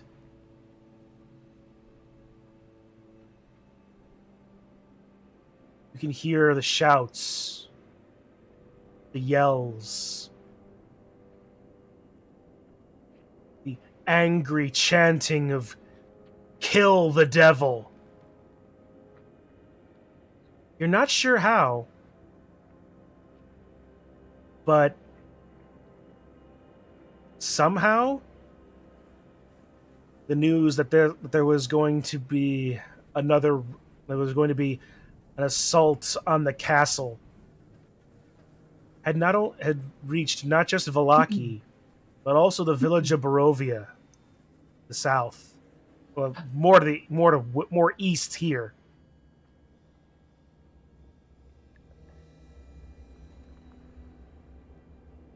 You want to know a bad thing that's funny? Above board, I can just imagine it now. Beauty and the Beast.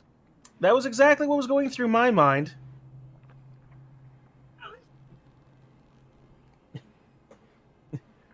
You can just hear it now.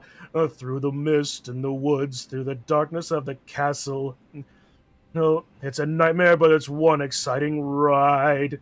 Say a prayer, and we're there at the drawbridge of a castle, and there's something truly terrible inside. It's a beast, he's got fangs, razor-sharp ones, massive paws, killer claws for the feet. Hear him roar, see him foam, but we're not coming home till he's dead! Good and dead! Kill the beast! Kill the beast. It's really been a long time since I've seen that movie, but I still know it pretty well.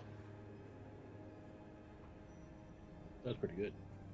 Thank you. Rewatching that after what you just did, it made me want to rewatch it, man. Oh, you certainly can. I might still myself, but Definitely would. Yeah. Anyway. That was really nice. So Vampire Boys.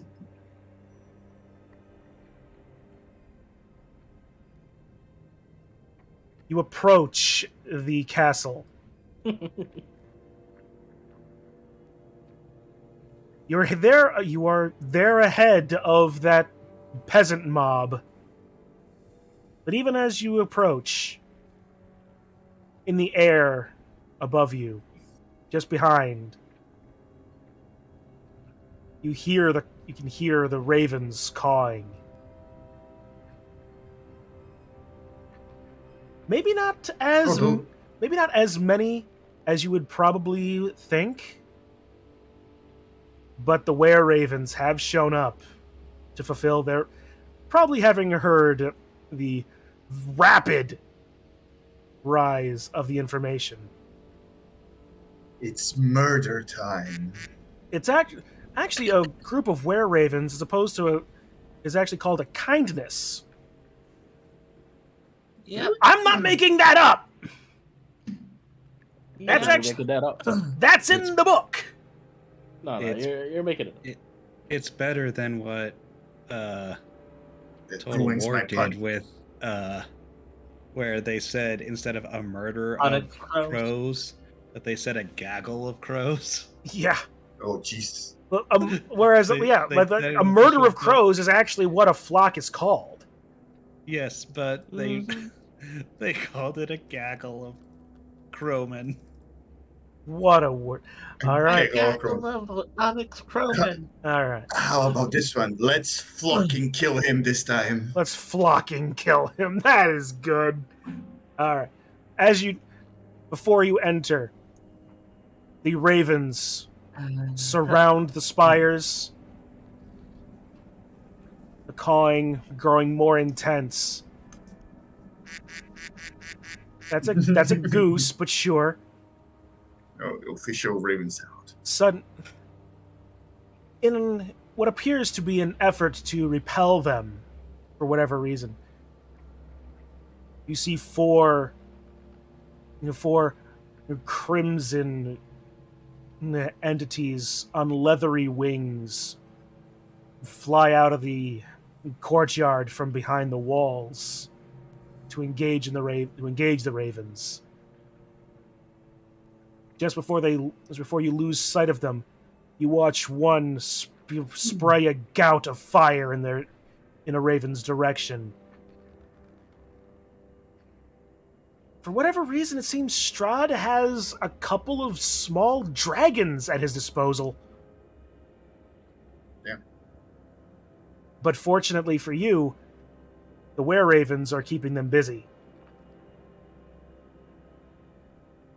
As we move into Castle Ravenloft, which I have in fact covered in Fog of War. Yay! Where are we? Finally did it Right. this time. And right when we enter, we hear from one of the dragons. Hooray! I'm useful. Kind of. It was the We're one that already spewed inside. fire. Why is... Okay, I still don't understand why Toll doesn't have his right 8 HP, but I tried to fix that a long time ago. There it goes. Okay. Another.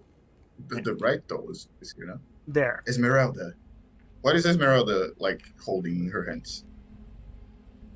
Esmeralda has herself her rapier and hand axe that she's had. Is the hand axe just a normal hand axe? It appears to be a silvered hand axe at least. Oh, that's fine. I was gonna hand her the silvered weapon. It's fine. She's a vampire hunter. She probably has silvered weapons. That's true. Yeah. All right. So this one spot is bugging me, so I'm going to get rid of it. This is what happens when you have an OCD dungeon master. All right. So there you are, in front of having passed through the front gates of the castle itself and the walls, you stand before the imposing facade of Castle Ravenloft. Its great entranceway looming before you underneath the awning of in the overhang of its upper floors.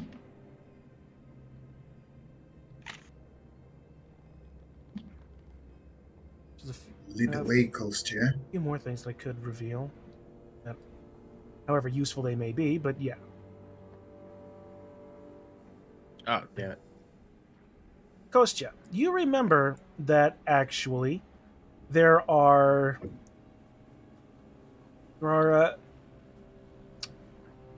extensions to the wall on either side that connect the outer walls to the castle itself, and that there are portcullis gates in each. All right. I guess I'll head to the north one. You remember that the doorway you remember there being is in the north side. Yeah. Okay.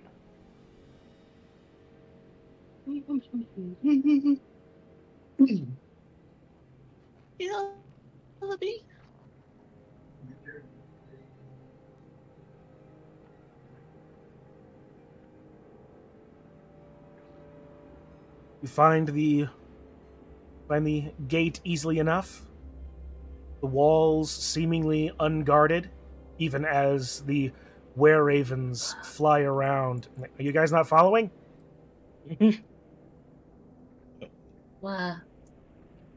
I forgot to grab Doot myself. It was smoking. Sorry. But my door is like right next to the computer. No worries.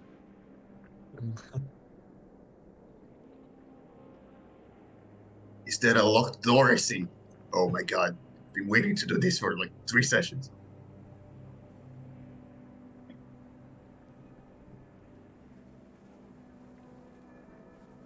All right. Coach, if there are any walls we need to get through, let me know. I can make a path. Yes, not really needed just yet. You actually find alert. that the portcullis has been raised, allowing you passage through.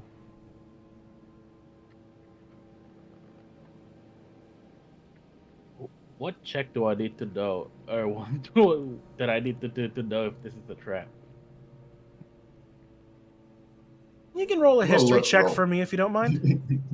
Okay.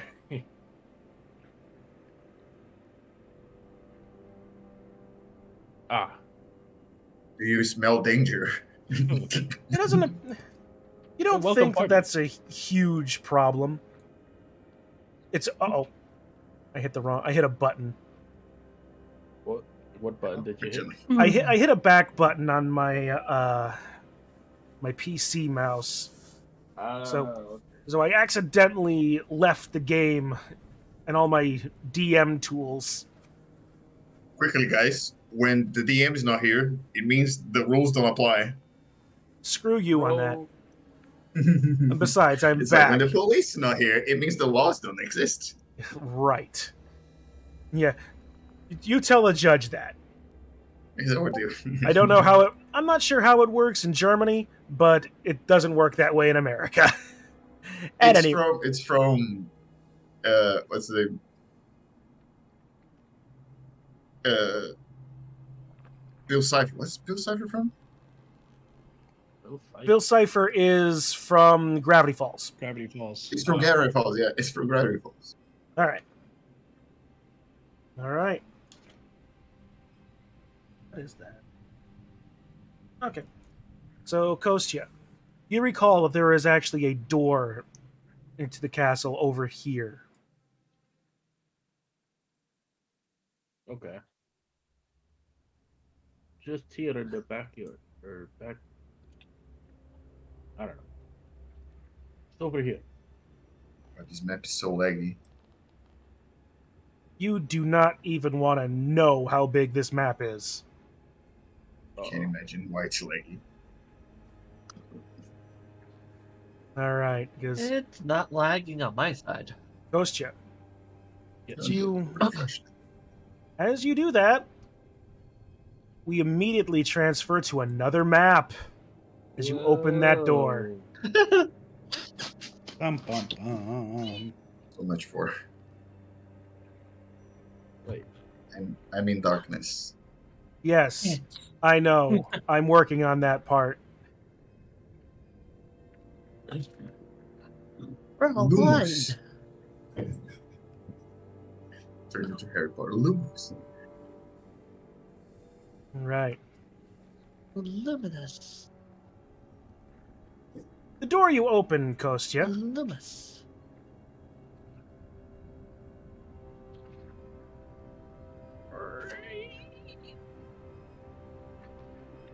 dim light filters in through a dust-caked window in the east wall. Next to the door you entered. You're coming out of the castle's northeast courtyard. Everything in this room is coated with dust, including a large, heavy table in the center of the floor. A thick book lies open on the desk, with an inkwell and quill next to it. In the northern wall, a broken door. A staircase to the south wall plunges into the darkness.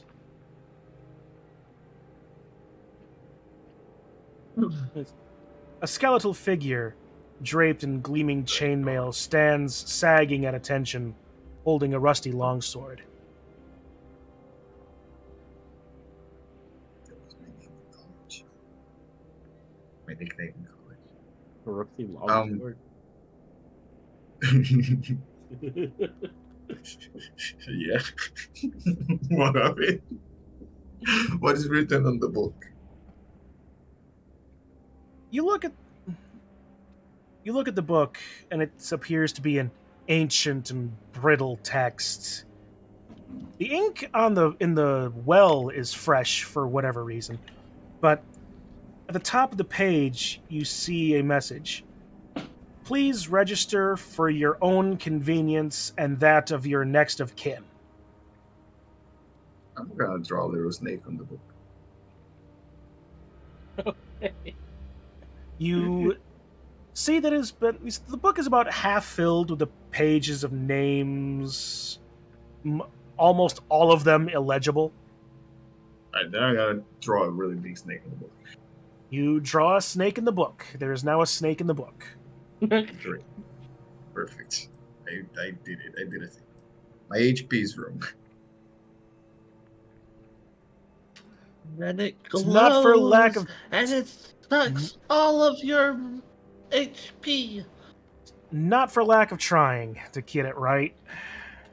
There we go. I fixed it. You fixed it. Yeah. Thanks. Did ya? Did I? I know. I swear I put 90 in there. It's 81. Yeah, I took damage from the goddamn, so you Oh, don't yeah. have to remind Oh me yeah, of that's it, right. That's right. yeah. Good job. I just can hear the little sneaker. All right. That's a So bastard. there is the door in the north wall and the stairway in the south. Weird circles here. I think to get inside, you need to go down, maybe. But I don't know what that door is for. Well, according to the reading we got, we should go the Mad Dog's crypt, which normally crypts are down. Yes.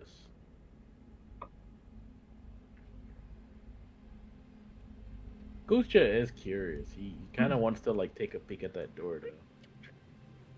Well, he can stealth it. Okay, Ghostja will very slowly open the door, but just enough so he could peek inside. All right. You open the door. Inside.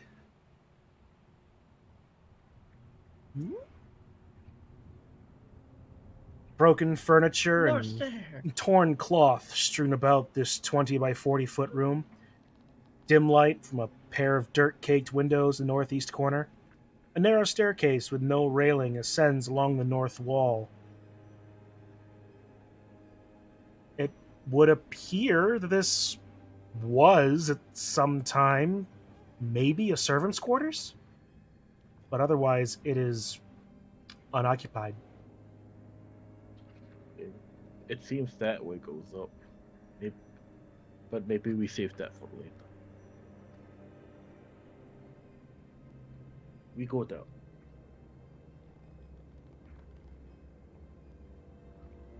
All right. Before we go, I'm gonna tell Gouda to stay in this room. Gonna leave him a little bit of food, a little bit of water, and come to me if anyone shows up. All right. Where did I put that? Here. There's Gouda. Nice.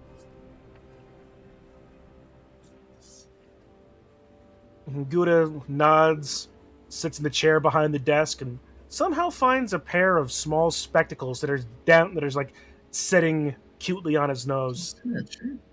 Sit in a chair. Oh my god. Good boy. All right.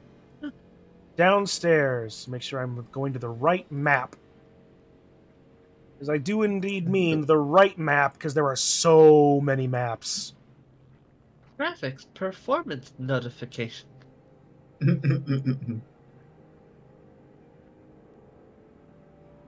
Refreshing helps. To Theo, Toll, Kostya, Doot. I swear I fix everybody's HP, and it's still... Anyway. Can I come over here? No. Over here. Named players. Where'd you go? Esmeralda, there you are. Okay, and now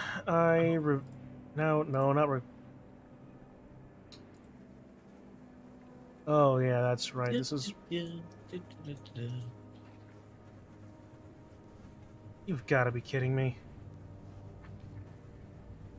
Oh, I gotta go into the actual stuff in here, don't I? Fog of War. Dynamic lighting off. Fog of War on. Hey, I showed up. Reveal areas. There we go.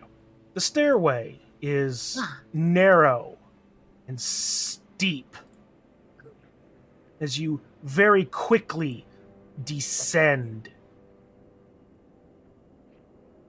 The stairway abruptly ending in a large hall connected to what appears to be a storeroom of some type that I now need to go to a very different part of the book to read about.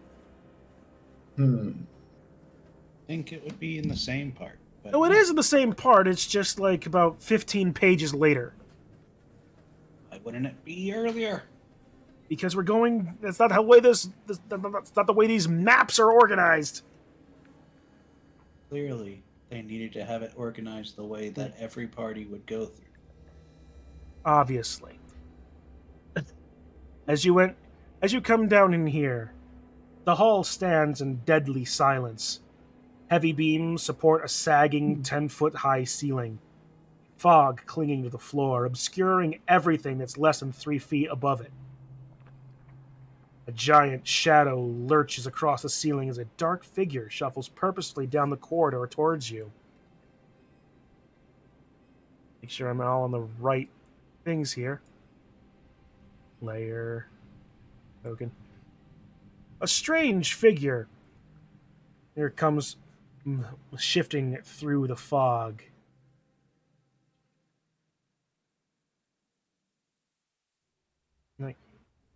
Just to make sure I'm looking at this right and figuring out where he is. Yeah, all right.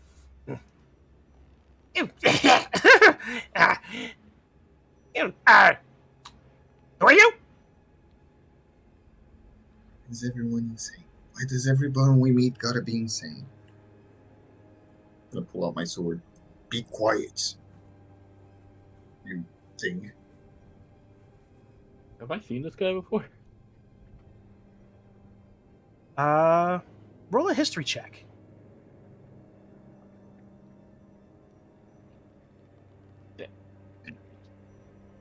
You don't remember this. You don't remember this guy, but you also didn't have much business being down in the servants' area of the castle either.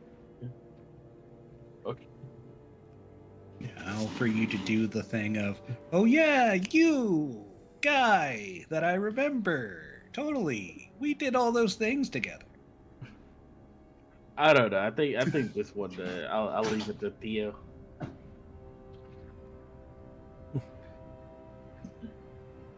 Oh, now, bringing out giant butter knife is not proper for servants of the master. It's been so long since we've had since we've had new staff. Right. We were heading in that direction just now.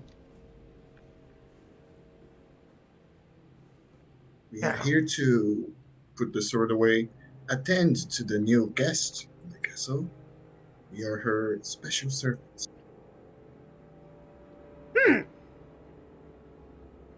Well, not unlike for new brides to come bearing an entourage.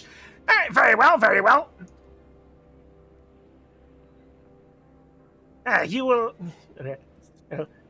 You'll pardon me if the master doesn't wish you to know specifically where your mistress is.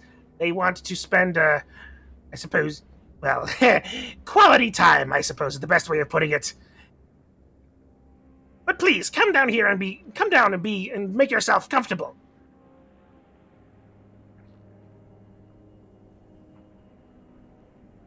Okay. Yeah, feel free to explore as you will. The staff dining room is right through here. And Kostya points. What's over here? Other rooms? Well, I did Oh, say through we there were is the free to kitchen. explore. Through there is the kitchen. This one here, this is the butler's quarters, and there are stairs down, and then there are other stairs to other parts of the castle.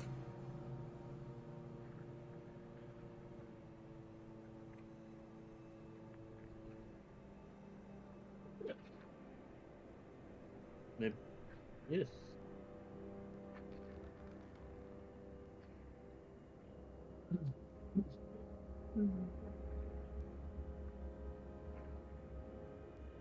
Kostya opens this door up. Wait. Wait, you probably shouldn't be going in there.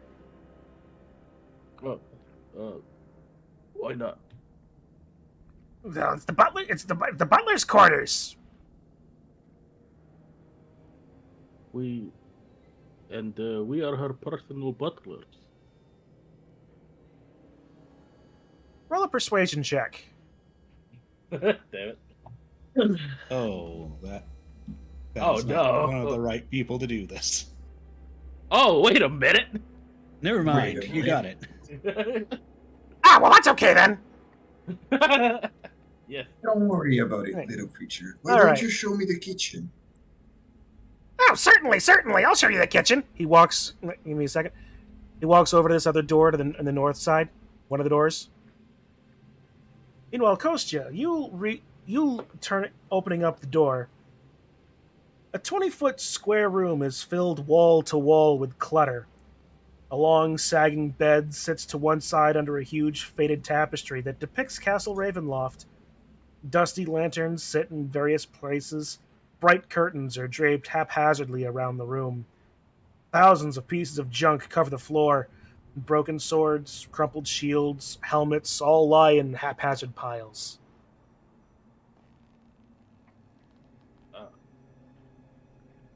Yep, you have to be wary. I don't trust him. But let's just not get too carried away. Okay? Yeah. I don't like kosher either, but I think we got to trust him at this point. What? I'm kidding. Don't I'm think- kidding. I don't think you could have I- heard that little conversation. 'Cause I you're know. I'm next to like the far door. away. I just didn't resist it. All right.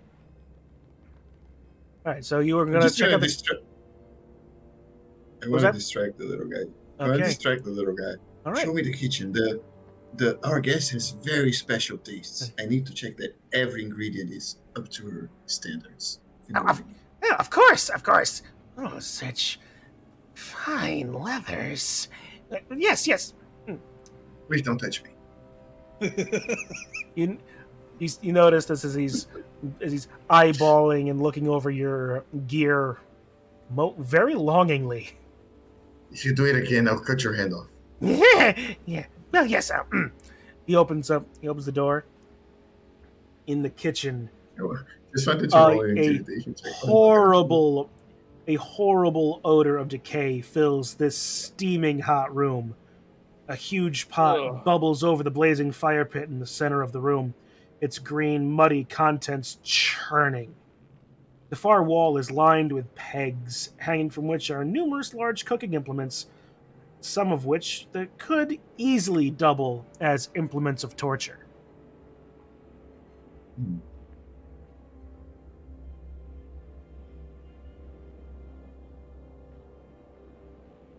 Kostya whispers to Thea, I think we should kill this guy. I am like 100% in. Let's do it. He's weird. He has a torture room. Toss him in the pot. Can we convince him to get into the pot by his own volition? You think so? So, little guy, come here. What? I need your help with something. Oh. So, our Oh, guest Of course. likes her soup with a very distinct taste. Oh well, Because I'm sure we have something to appease her. we definitely do. Please What come here. exactly? Yeah, what exactly is cooking? That's an What old. is being Oh, prepared? it's an old family recipe.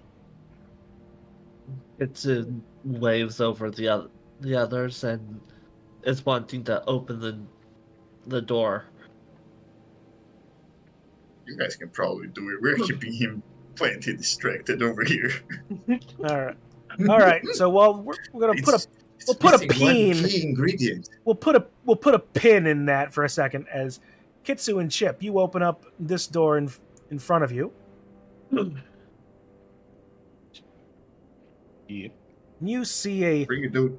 large room that appears to have once been a mess hall. Dark stains cover the floor of this area. Large oak tables, scarred and beaten, lay scattered like toys about the room, their wood crushed and splintered. Replacing them are furnishings made entirely of human bone. The walls and the 20-foot-high vaulted ceiling are a sickly yellow color, not because of faded or time-worn plaster, but because they are adorned with bones and skulls arranged in a morbidly decorative fashion, giving the room a cathedral-like quality. 4 enormous mounds of bones occupy the corners of this ossuary, and garlands of skulls extend from these mounds to a chandelier of bone that hangs in the ceiling above a long table constructed of bone in the center of the room. 10 chairs made of bones and festooned with decorative skulls surround the table, resting atop which is an ornate bowl-shaped vessel made of yet more bones. The doors to the north and south are sheathed in bone, but the steel-banded double doors in the center of the east wall that you just entered through are not. Above these doors, as you look around, you gaze at this. You find is mounted above it the skull of a dragon. Well, someone has exotic tastes. I think Not my Strahd kind. was boning up on his decorating skills. Bad. Oh, a certain someone would love that joke. Oh, believe me, Moonlight. I'm over here laughing my ass off. Though I gotta say, whoever put this together, an oddly fine eye for detail. So, which direction should we go? This room is Anyone on has track. any ideas? Esmeralda comes up behind you. Well, the funny-looking command said that there were stairs down further in, just over where Toll and Dut are. Yeah, let's go there. Yeah, let's Let's go get. away from the giant bone. Yeah. Let's head to the stairs. All right, you open that door, and it reveals a short hallway in which you find a tight circular staircase, both going up and down. Also, in one wall, you find a. Actually, no, you don't see that because I didn't notice the wall part in that. So, pardon me as I hide that again, for no particular reason.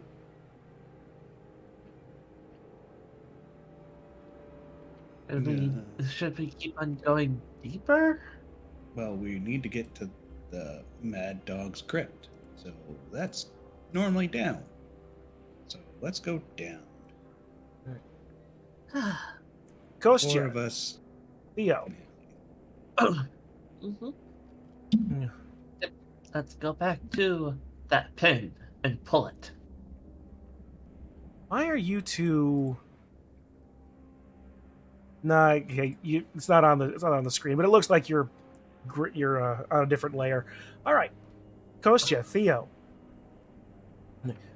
you're talking with this strange creature who appears to actually be one of the mongrel folk that you had encountered before. Oh, yes. What's in the pot? It's an old family recipe. What would you think your lady would want added? Just one key ingredient to fit her taste. Right. Ghost chair. All right, what? Yes. Can you taste what? Can you describe the taste for me in the things in this pot?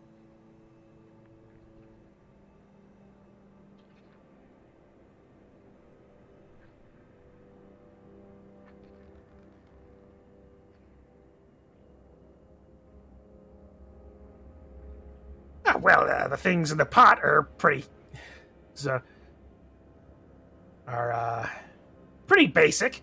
You got your beef, you got your pork, you got your onions, you got some Those carrots, celery. It's a very good mirepoix, if I do say so myself. Let's- Kostya takes Texture sounds a super close look at inside the pot, like his head was right over it, and then he says, And you know how I said that? You know how I said it's an old family recipe, right? What is that?" He points in the pot. That What? Yeah, part that. of the old that part of the old family. Yeah, but what is it? As he says this,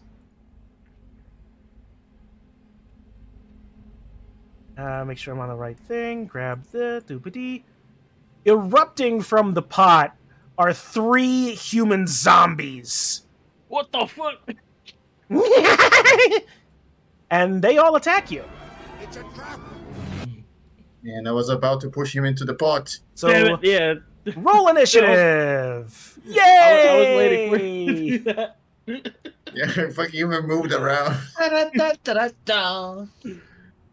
Fuck, can I do it? Can I push him into the pot?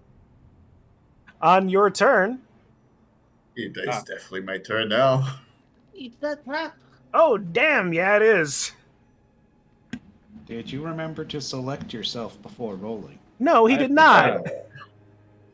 not. I think both of you didn't.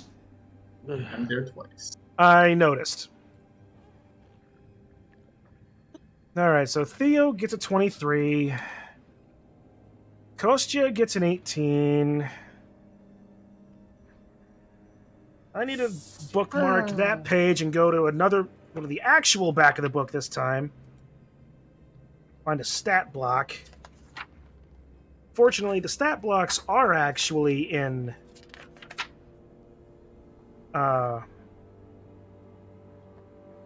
order.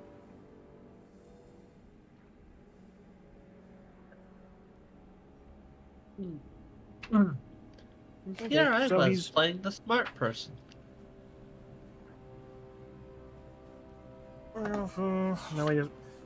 Fortunately, I also had the monster manual available me as well, so that should not be. So We did send the 2 most combat-oriented people into. So Yep. they'll be good. Mhm. All right, so now I just roll for these guys' stuff. Before all the 3 zombies broke them.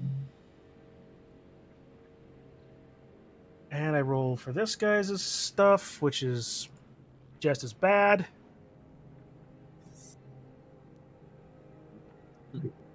All right. And Nice. there we go. Starting with Theo. I have a small question.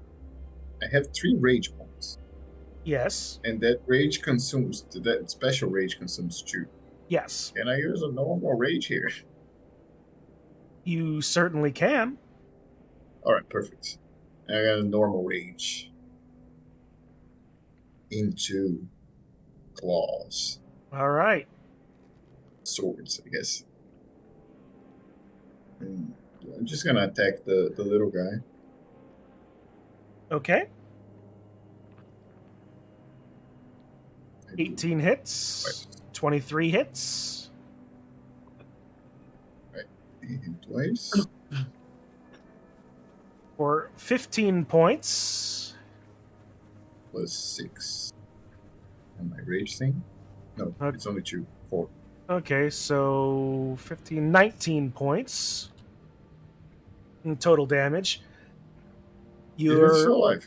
He's still alive. Your claws tear through his laughing body, his laughing face, as you rend and take a huge portion out of his shoulder and face, his laughter turning into screams of pain. Let's silence that boy.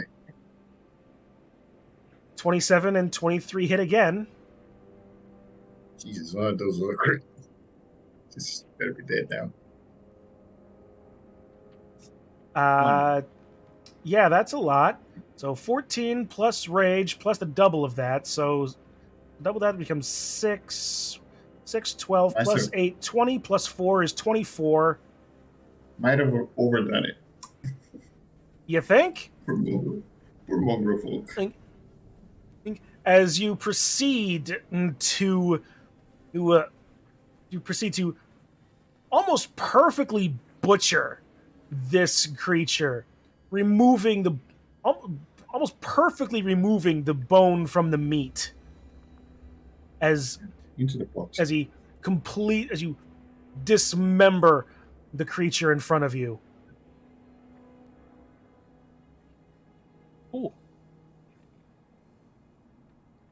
A lot of pent-up rage there, Kostya.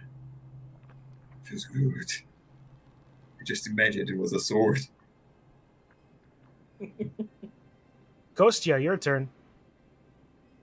Yeah, Kostya is gonna hit a zombie right here in front of him with a sun blade. All right.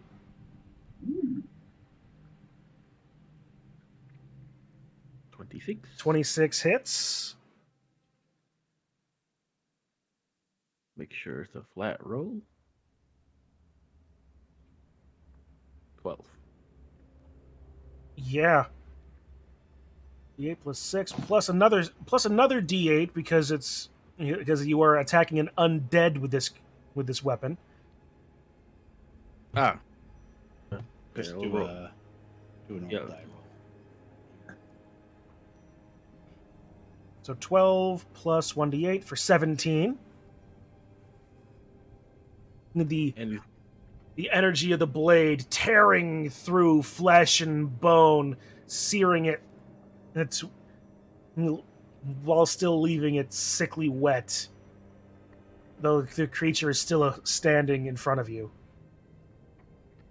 Damn, that's crazy. All right, stab him with this. Hang on. Actually, wait. Let's see. 12 plus 5. It's still 17. Yeah, but still not quite enough. I'm looking at things incorrectly. Hello. Yay.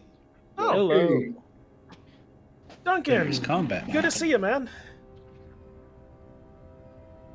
How's it going?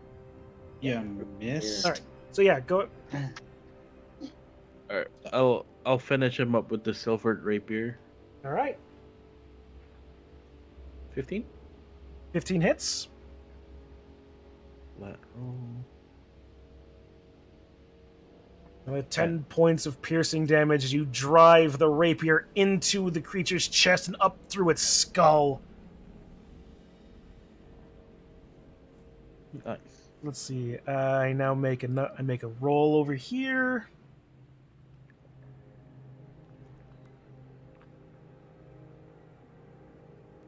All right. What is The creature gasps, if breathlessly, if it could. And even as you draw the sword out, you should have silenced it, but it still stands in front of you, barely holding on. Jeez. These things would not die. And then, all right. Well, I guess I'll have to hit him with the sunblade again.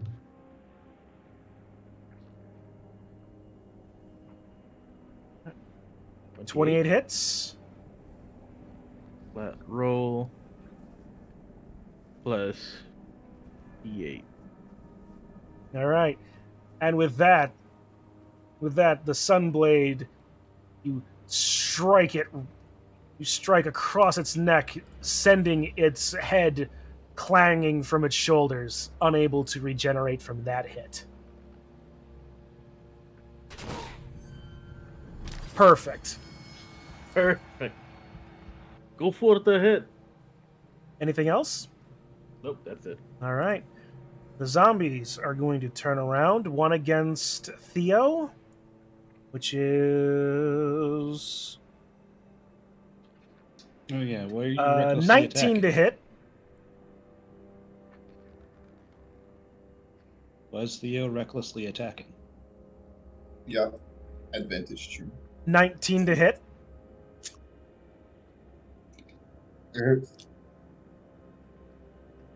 Right, you take 6 points of bludgeoning damage. And Kostya. Yep, okay, reduced to 3 because you're raging. Kostya, that is a 18 Not to a hit. Oh, 18 a hit? Yep. Alright, that hits. For 6 points of damage to you. Nice. And that's the end of their turn. This creature is dead. You didn't even learn its name. Theo. It's probably something dumb like come or something like that. You gotta hit the other zombie. All right, go for it. The one in front of me, not like the one in the middle. Right. Just gonna do a flurry. Let's go. 1, 2, 3, 4. All in the same zombie. All 4 hit. Even the 12? Even the 12.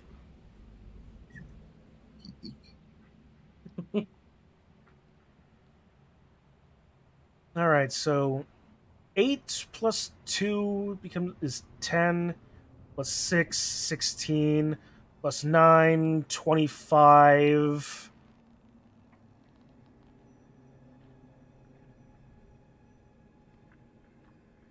And 25 plus 6, 31. Your flurry of strikes tear through the somewhat cooked and sloughing flesh of this zombie in front of you. You just completely tear it limb from soggy limb.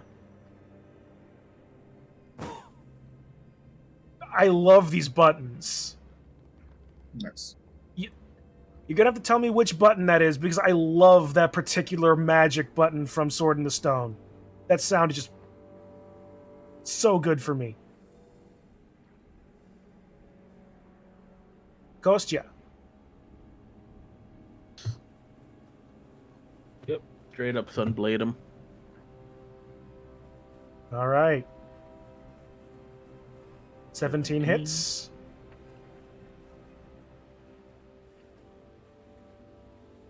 12 for 12 points of damage. All right. Plus the 1d8. Plus the 1d8, that's right. So 12 is 18. Yep, still there. Alright, one more Sunblade.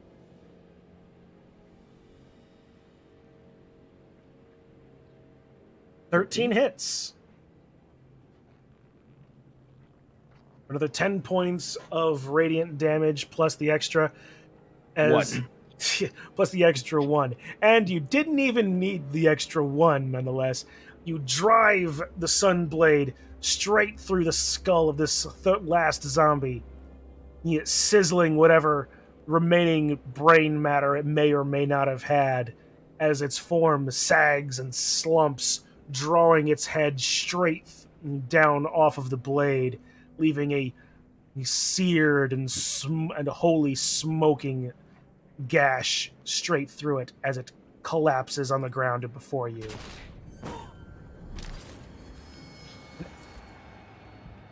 I'm gonna turn to Kostya and say, Absolute shivers. I love those buttons. We are tied 2 for 2. Yeah, but you get the big boy here. they all count as one. Even Strahd. That was disgusting. Starts killing rats like it's really competitive. No. I'm at 125. All right. Make your way downstairs then? Yes, we will join Kitsu and Chip. Hang on. Anything useful in this room that we just did not explore at all? Sorry. Anything useful? Looking around in the kitchen for a quick moment, you don't find yeah. anything particularly useful. Anything on the counters that once was edible isn't anymore. Long since rotten, moldy, desiccated, perhaps even. The cooking utensils and equipment are old, dull, rusty, and pocked. Like they would serve better as implements of torture than fine chef knives or weapons. What about this guy here? Does he have something in his pocket? He does. He does not have anything. I don't believe. Okay. He's a servant, man. Why did I put a pin in Baba Lasaga's hut? Probably from a while ago. Yeah. No, I mean I literally had a pen in Baba Lasaga's hut for whatever reason, like I was trying to save it for something. Reasons. Yeah. The hut came back to fight Theo again. Oh God, no! Run away! That's Theo's final boss. He doesn't fight Strahd. He fights a giant tree again. Yeah. You don't. That's my literal final boss. Because after him, I die. Yeah. The mongrel folk had nothing of use on him either. Okay. Great. Ah. Down. All right. Descending the stairway. Yeah. Yep, there it is. Okay. So now I need to make more tokens. Yay! While you're doing that, Yeah. Jesus, this how map is much? big. How much have you watched of the stream and such so far, Duncan? Just a bit at the beginning. Ah. So you know I'll that. pick it up. Yeah. Yeah. Quick rundown. Shenanigans with Sparkle Tink, who is now a flail in possession of Chip. There has been a good old-fashioned peasant mob that has been sparked by Theo dropping a large bag of money. Angry peasant mob. Angry peasant mob. You have infiltrated Castle Ravenloft through a service entrance. Strahd's butthole. Yes, now called Strahd's Butthole. It's official. And that's about that's about all of the important stuff. Where were we trying to fight 2 against dragons? Crazy. It was like happened off screen. Better happening off screen than you having to have to fight them. He doesn't have the budget for it. Oh, I have the budget for it. I have all the tokens. We just don't have the firepower for it. Uh-huh. All right, now I reveal this because this is where you all are. And I change the camera there. I'm doubled. Oh, there we No, go. you're not. Theo is though. That's right. I prepared even for these. Prepared tokens for this. You know, shut up. All right, here I'll get rid of these.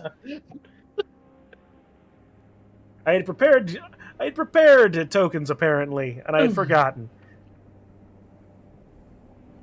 All right. Yep, I was doubled. All right. So Now, back into the here. And Toll, for some reason, does not want to snap to the grid. He is being a maverick. He snaps to the grid for me. Now he is snapped. All right. Before he was, like, here. Instead of here. All right.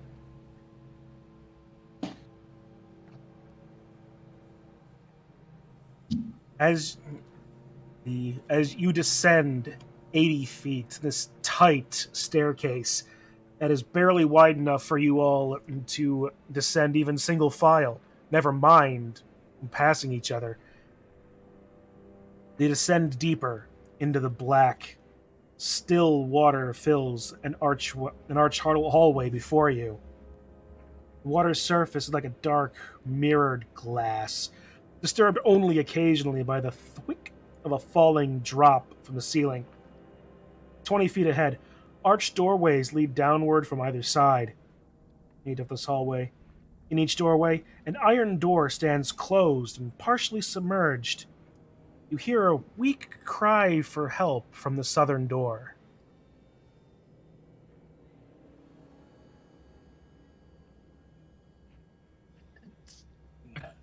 It's very cramped here. Can we get moving, please? I'm gonna stop moving for a second. Need to make sure I'm reading this map correctly.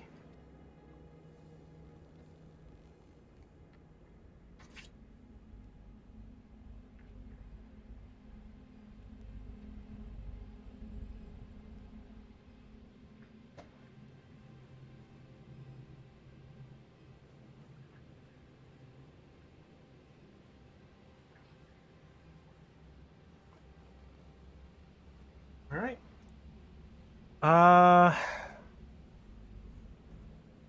Okay. Assuming that you went in those directions and stayed in those lines.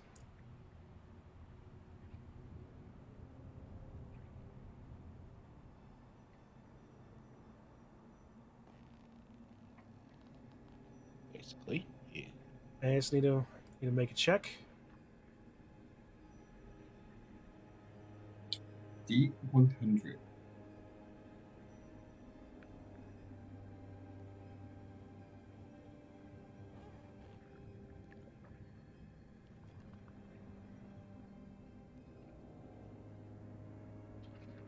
All right. I have a bad feeling about this.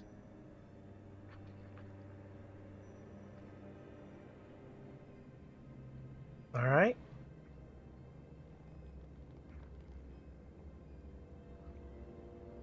No explanation. Carry on.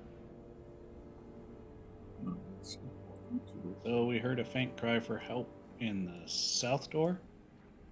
We did? Okay. Yep. Let's go check that. All right, dude. Let's dude first. Yep.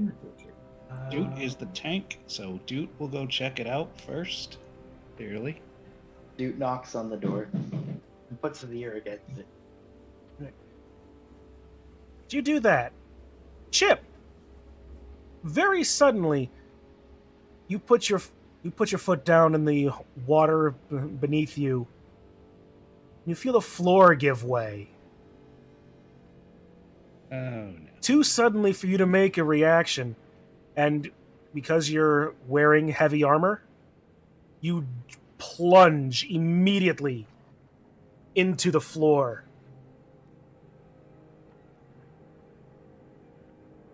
Ah. The swell of water filling your mouth and nose.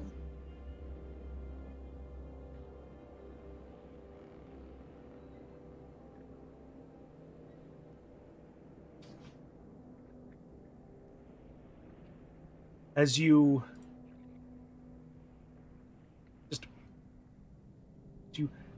disappear.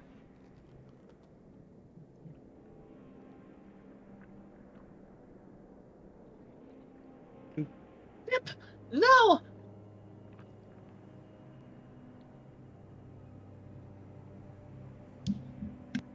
I jump in after him. And I'm just gonna link something real quick. There it is. Here you go.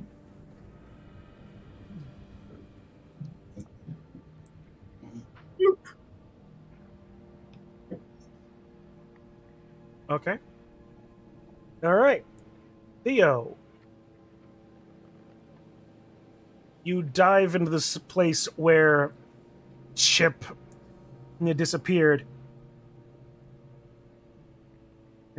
The rush of water being less a problem for you.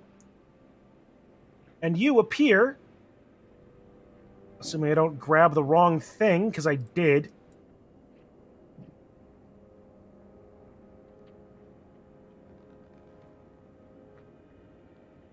Next to Chip.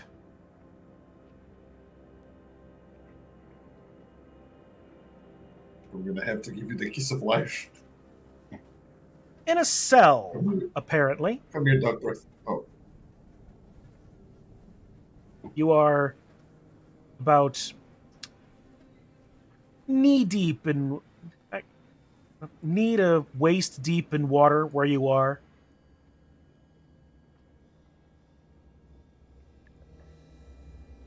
Either one of you, roll a perception check, please. Mine is on As you take in your understandings and surroundings.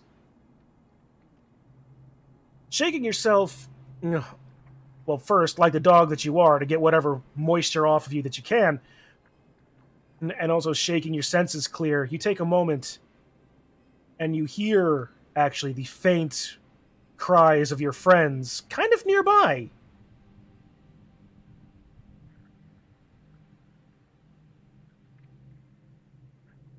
It'd be hard to get you back to the army. You might need to find a different path.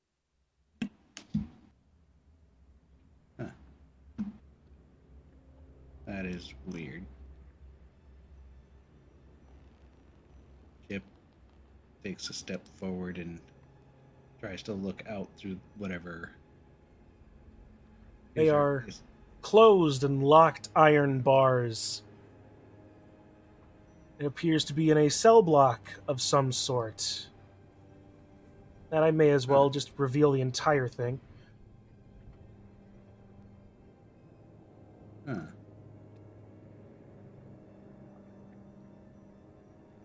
The water still up to you at least weighs your thighs. You certainly wouldn't want to be here for any great length of time. Is there a hole back to where we were? You don't see any hole. How did I get it? Nope. Chip, your perception check, however, does notice that there seems to be a bit of a flap in the wall. Not something you see a edge in the wall just to the north of you. It appears to be a door of some kind.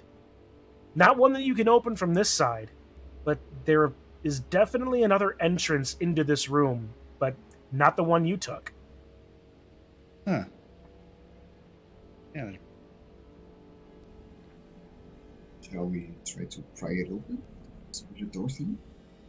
I mean, I'd also attempt to use the sparkle tank because since that supposedly does a lot of damage against objects. I'm gonna step back, go for it.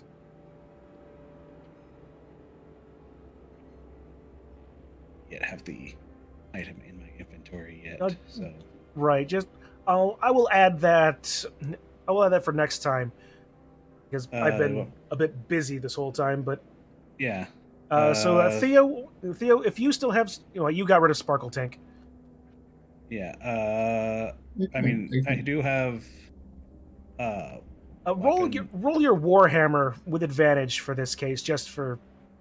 Okay.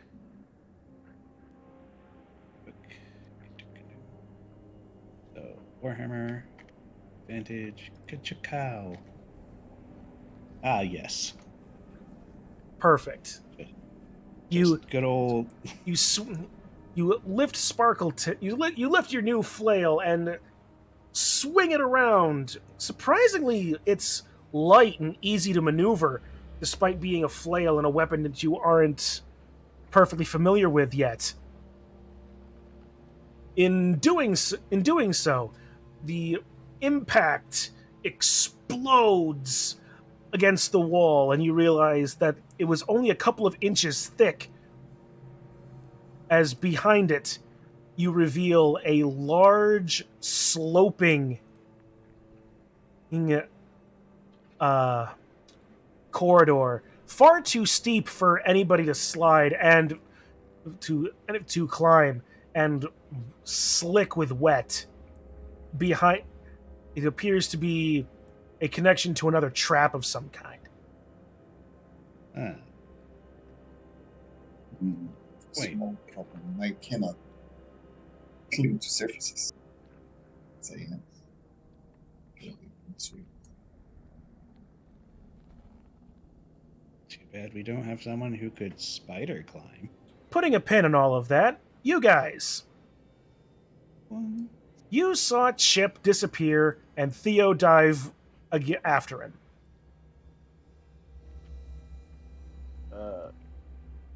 Ghost just gonna scream out, "Is everything okay?"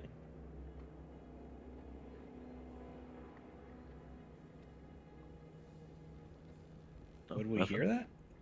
I have no idea. No, you guys do in fact hear that. And as you say this almost in like a call and response sort of way. You hear a great thudding crash coming from the doorway to your north.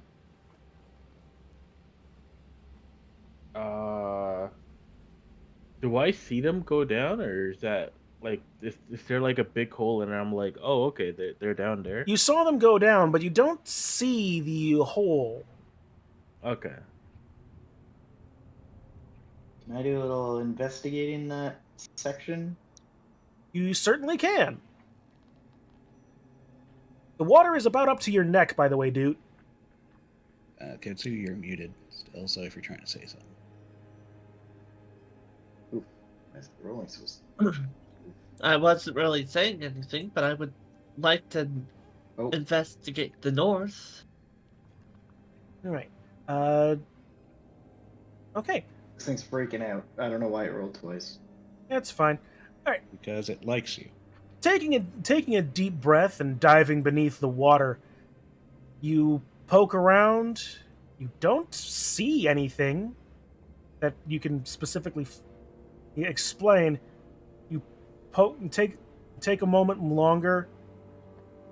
You push against the floor again, and there is some give here. There is a trap door basically in front of Kostya.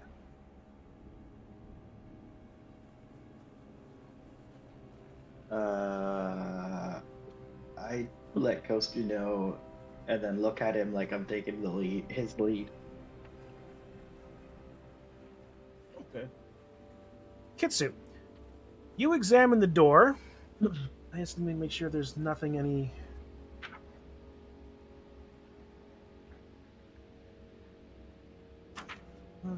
Do I have to roll anything to check the door? Or just let the DM... Now you find the door, a rusted iron thing, is stuck fast, half submerged in the water. There's there's a little bit of a give to it, but it isn't moving easily.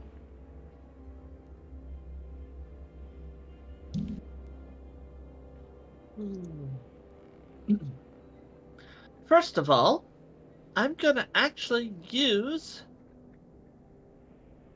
Armor of Shadows. Basically, Okay. casting mage armor without expending spell slots. All right, add 3 to your AC. Ba-dum-ba-bum.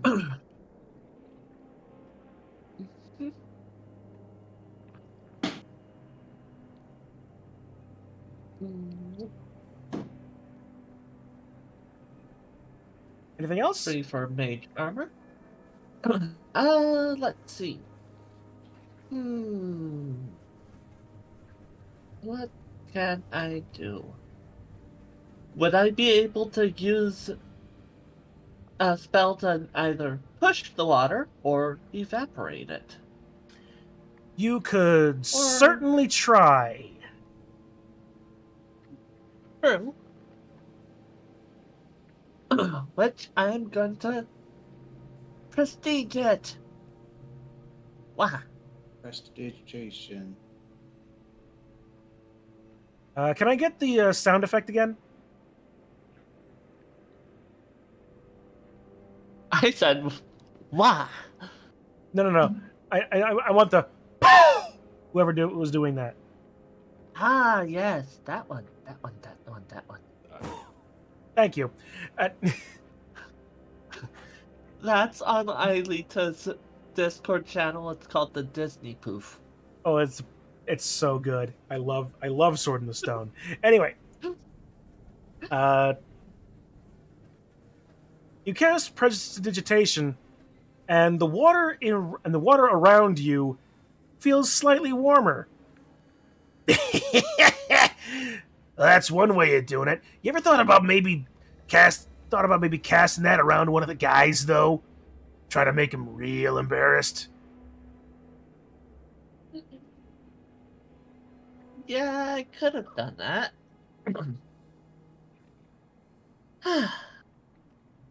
Okay, let's try this again, shall we? If you want. And now, I'm gonna actually have some fun. Okay, this is me not activating anything, but I am going to see about doing about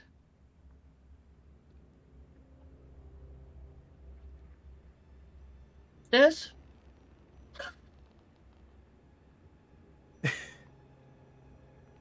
Okay. Pushing the water away from the door. As you cast Gust of Wind to push the water away, you're able to push it from your side.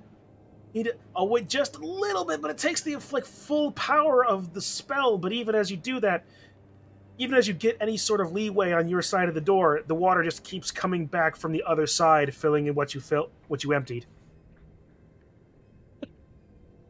resulting in little more than just a wave of water.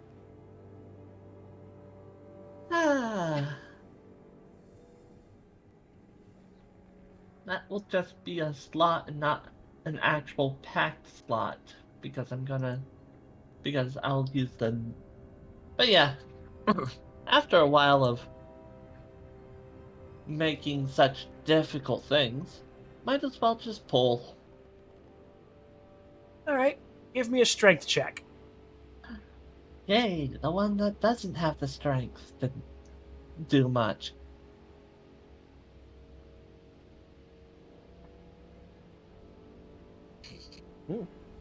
Just falls backwards. You push yourself against the door. You feel a little bit of a give, but your feet slide out from underneath you as you trip and fall completely into the water.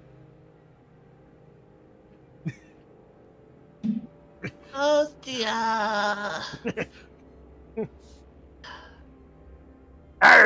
Not exactly the most chaotic of pirates, then, are you, Moonlight? How about you try and do this in high-heeled boots? We'll get you your sea heeled legs. Boots. We'll get you your sea legs.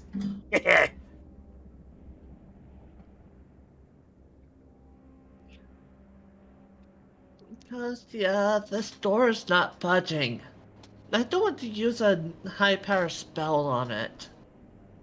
So the door. Wait, hold on. Am I muted? Okay, now I'm not muted. So the door is definitely like magical, I guess. You I think don't. it's You don't just- know. It Can I just. check It just looks like a rusted iron door. Hold on, do I even have? Oh, never mind. I can't even lockpick it because I don't have a lockpick. So Ghost goes back to the hole and see what happens if he's gonna take a rope out and he's gonna like he's just gonna put the rope down the hole, see what happens. There is no hole.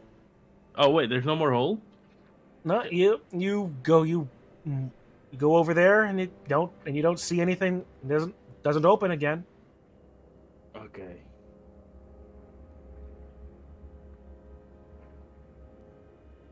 Can I do an arcana check on this door? You certainly can.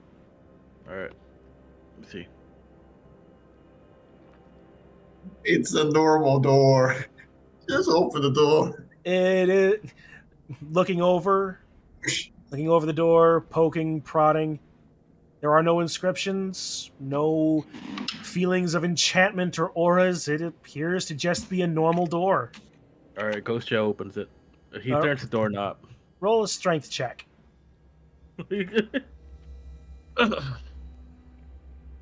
You grab hold of the knob, you set yourself, you turn it, you jam your shoulder into it, and it opens. All it was just a little bit stuck. Ghost Joe looks at Kitsu and he just keeps staring. Rusty sound of hinges screeching in protest.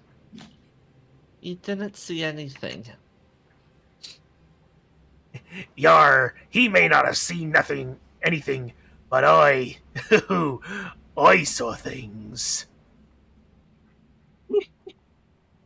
Not worth using a spell, though. I would have blasted the door open, but my only blasting spell would probably be Eldritch Blast, or would have shocked everyone.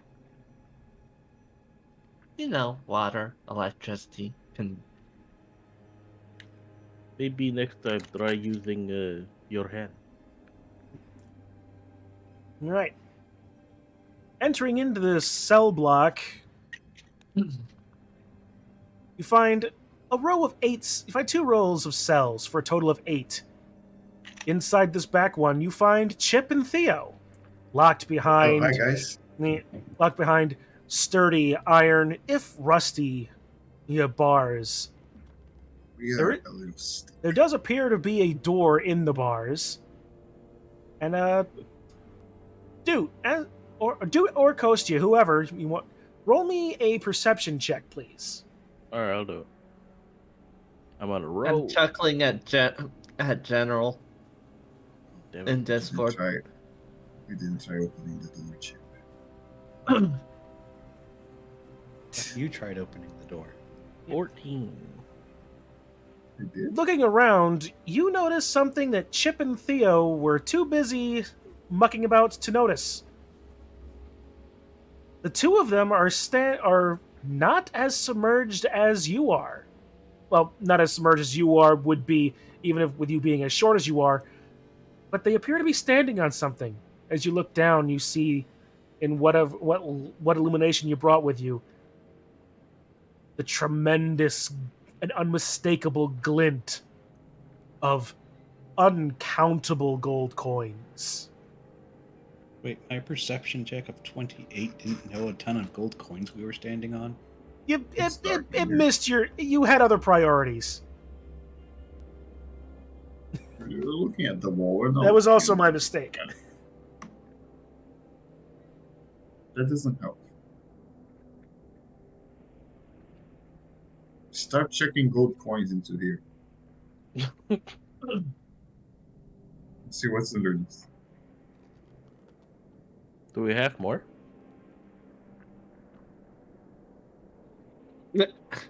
Uh, I'd prefer getting out. before you we start. don't see, sense, or feel any sort of magic around here.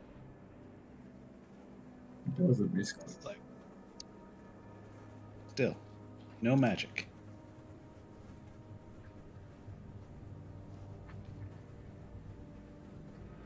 Can I check for like levers or some sort of mechanism that might open these? Like I'm assuming it's locked. I try to unlock or just open it. You certainly can try.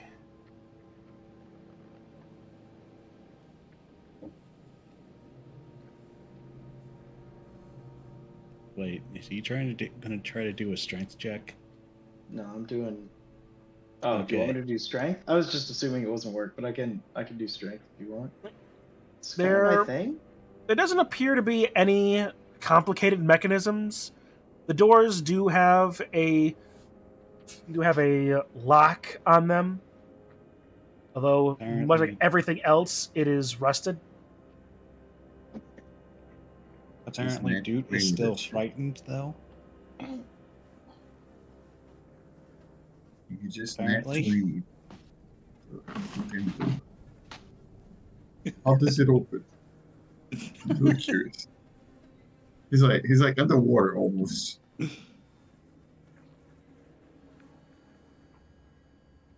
What was the strength save for, dude? Try For to open the- for opening it, I didn't. Oh, I skipped to investigation because I just assumed it didn't open. But all right, no worries. And then you rolled a 20 on it. Yeah, then you rolled a nat 20. Dude, you grab a hold of the bar here, and you start pulling it. You yank it again. A third time. And the door swings open. For a moment, it feels like, damn, could I have been a barbarian? Nah. I flex. I hate to say it, Chip, but I was pushing instead of bullying. Are you sure it wouldn't be the other way around? Because I think he was pulling instead of pushing. Now the door's open to the inside. Look at this. Ah, Unless he just broke the door. that is true. He might have. Anyway, You're free. free. You can gather whatever the gold coins were we were standing on if you want to. But I'm going to go back out to the hallway. Yeah. I'll pocket some gold. All right. Caught in a trap. And then Theo steps on the trap again. All right. So how much? Let's say, so you're gonna go try pocketing the gold then, dude? Yeah. All right. Taking a moment or two. Roll me 2d100. Ooh. There were 2 coins in that pile. How many curses? Why is this rolling so shit? Roll. Oh.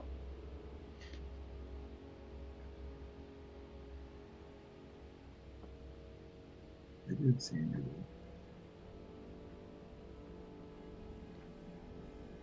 49. Using your bag to quickly scoop up some of the coins, you realize that it was actually a trick of the light. These aren't gold coins you found. You taking a quick moment to shuffle through what you picked up. You just grabbed 49 platinum pieces.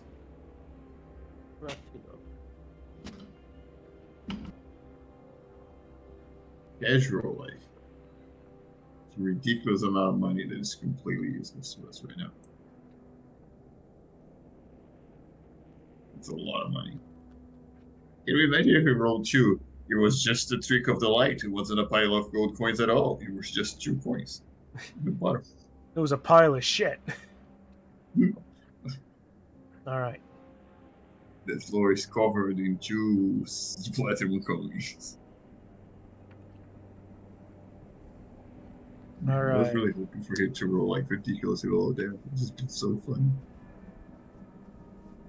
All right. Well, there are. Let's see. During this time, Go forward. the weak cries for helps from the south have grown to being louder. You're almost spurred on by sounds of activity nearby. Theo, the direction that you're headed opens up into a large open area that is Oh, I know where similarly we are. covered in water. I know where we are. Coach, A can you go to the balcony? I think we're at the place that teleported us before. A balcony? on the north side, about 25 feet up, Watch out, there the is a water's filled with monsters. there's a semicircular balcony Gosh. with two old chairs. And as a viewing platform.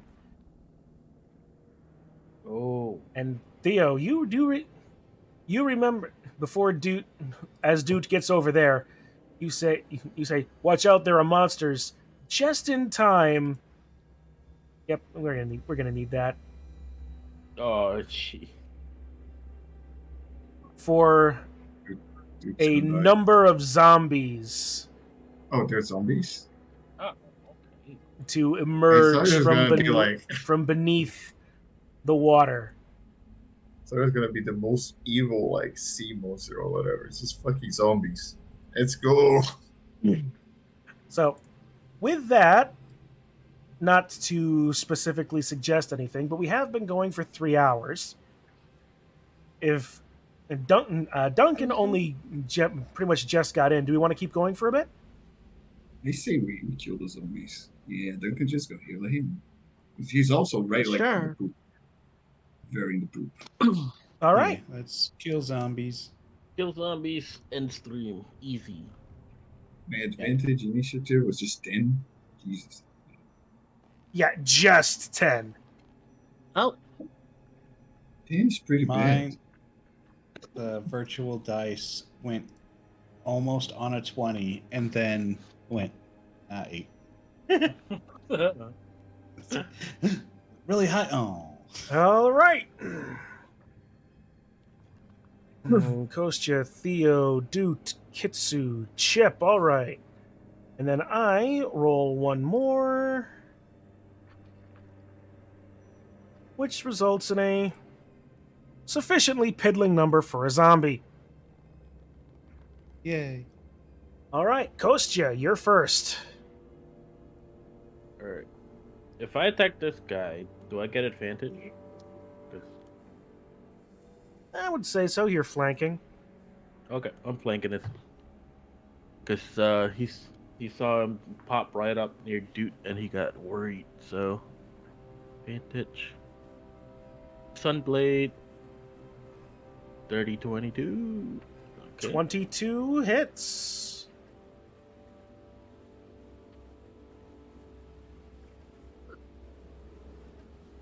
I don't know what happened. A lot of things happen. Oh, You do this, Nick. okay. So it's a one. Yeah. So you did do sneak attack. Okay, so total one-handed damage is 18. Is 18. All right. Wow, that is great. All right. So a total of 18 damage on that. Wait. How did that? I have no idea. 1d8, 1d8 okay. plus 6 normal radiant damage, plus 1d8 for bonus against undead, which I don't know how it knew. Yeah, that's crazy. Plus, Just trust the process. yeah, plus plus 5 bonus damage for sneak attack. How did it know? I don't know, and I'm not going to question it. If it rolls something Demon else magic. different, we'll just ignore it later. Sentient. Okay. Well, it, One more Sunblade. With advance. I think it's just roll. I don't know. 14. Flat roll plus. Oh, where's my I mouse? thought this water was deep. It's not. Now the water Maybe is it's deep. good. All right, There you so go. that does another 15 points of damage, which will you drive your sunblade into the back of this creature as it's bearing down on Doot. You pull it out, and as its blade sizzles in both the water and flesh. As the zombie you drove through slinks beneath the water again, lifeless. Well, re-lifeless. Okay, and last one. Silvered rapier on this guy. 16. Flat 16 roll hits. for Feel a 13 little bit overpowered. damage. Dang, good roll. All right. You drive your sword in and out of the creature as it still stands before you. Nice. All And right. I end my turn. Kitsu. Right. Oh.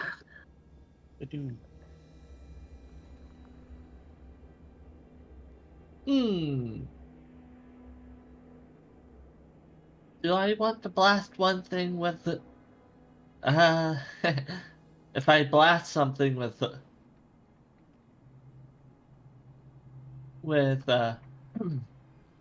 lightning bolt, it might end up hitting everyone in the room. Because water You'd conducts hit. electricity. Oh yes, it would. They are very weak, Kitsu. But that's the thing. If I use lightning bolt in this room, I'm not hitting just them. Because she'll electrify the water. Mm-hmm. Guess what Let's we're just all standing in? Just stand in the room. You could just do the warlock special. Yeah, the warlock special of just hitting things. Eldritch Blast. Schmeldritch Splash. Eldritch Blast. Mm-hmm. Wow. So, let's see. I'm gonna see if I can thread and hit this one in the Okay. face. With the Eldritch Blast. 15 hits. Eldritch Blast. 24 hits. Do I have a third one? I don't think so. No, you're not high enough level. Yeah, I just have 2. All right, so just 2, so roll it twice. That's 2d10 then. There are 12 points of force damage. 12 and 7, because you have the Eldritch Invocation. It adds your Charisma modifier to that, apparently. Mm-hmm. Yep. All right, so that's a total of 19. Yay, 19. As you watch as the back wall of that room is sprayed with bits of rotting viscera as the eldritch blasts impact one on its shoulder and one smacking the side of its face, bits of brain matter oozing out of its shattered skull. And I'm guessing it's still standing. It is. Without a brain. Yep. He looks at you for a second. But you know, some people without brains do an awful lot of living. Dude, your turn. I couldn't help it, Moonlight. I puppeted him for a second. When these guys emerged, was it like they were hiding there, or did it kind of seem like maybe they came from like a trap, like or trapdoor, like the one that Chip fell through? hiding might be a strong word, but they didn't come from any of the trapdoor. They didn't seem like they came from trapdoors or anything. Okay. And I can get on here, right? It's just like slightly elevated, not. It is actually about 25 feet, I think, above you. Let me just look for corroboration. Yeah, because this looks like to be the place that when we first got here, that's where we would be above this area. You remember the first time.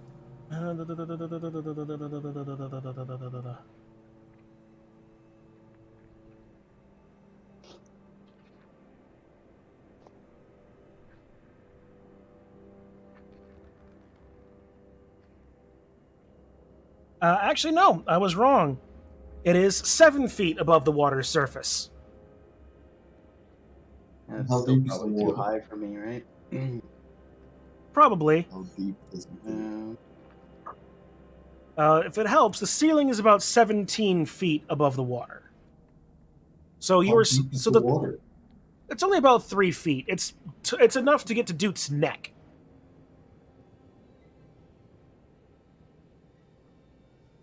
Alright. How does the new magic? Anyone use the new magic missile yet? Let's pop this guy off. Do the whole thing Technically, for me. you used the new magic missile, but I fucked that up last time. yes, This is he complicated. used actual magic missile instead of the new magic missile. Mm. So you somehow knew the old magic missile and then forgot about it. So But like I said, that was my fuck up. go ahead, use. Okay. I'm gonna hit one on. Actually, I'll do 2 on this one. Wait, Which one? what's the thing? Click and hold. And then what was the one that Kitsu hit? This one over here. Okay, and then 1 on that one. Okay. So I guess I do. Is it just gonna? I just cast you in 1. Will it be smart enough? It will not be smart. 24 hits. For a 4.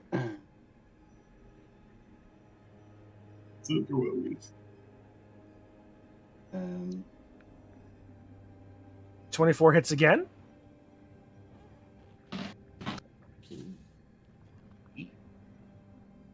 oh, I think that means it misses. doesn't it?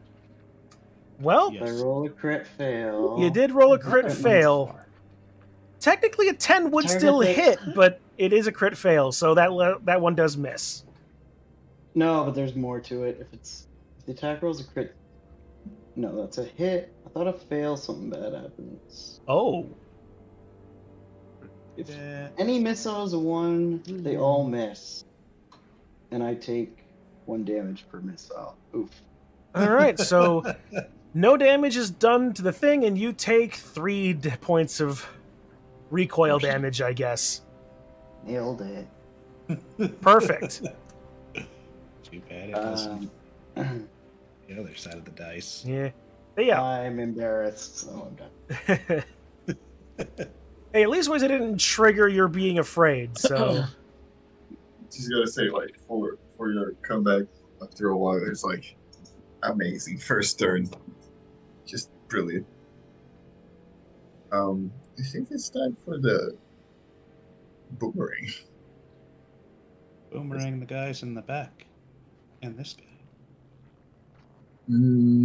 Which ones? I'm gonna boomerang the one Kitsu hit first. That The one, Kitsu hit that- this one. That one. That's the one I'm hitting. All right.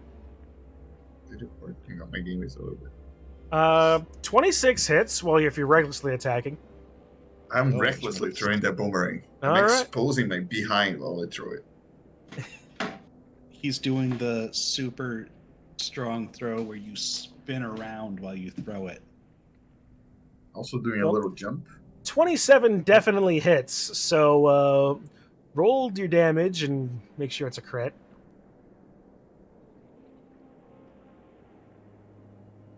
For 14 points of bludgeoning. Well, not 14.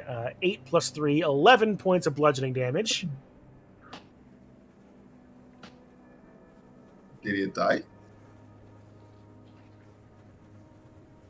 As your boomerang flies straight and true and embeds itself smack in the head of this zombie, and smack is exactly the sound it makes as it pops like a grape, slumping into the ground beneath you. Thank you. I love that sound.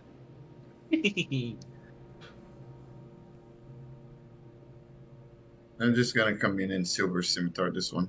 All right. Have anything better? No. It was so shameful.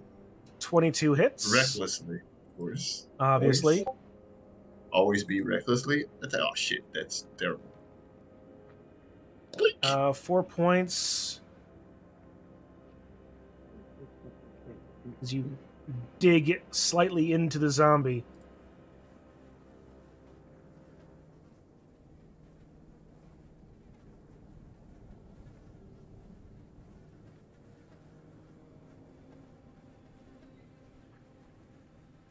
Who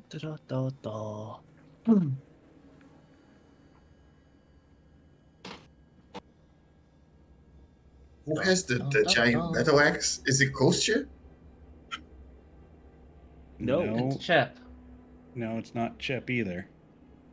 What big Person mouth? that you gave Not the Chip? battle axe to is It this was the person. vampire lady. Yes. Is she in the combat even? No, right? Yeah. It's just us. No. Both her and Toll are a bit far away.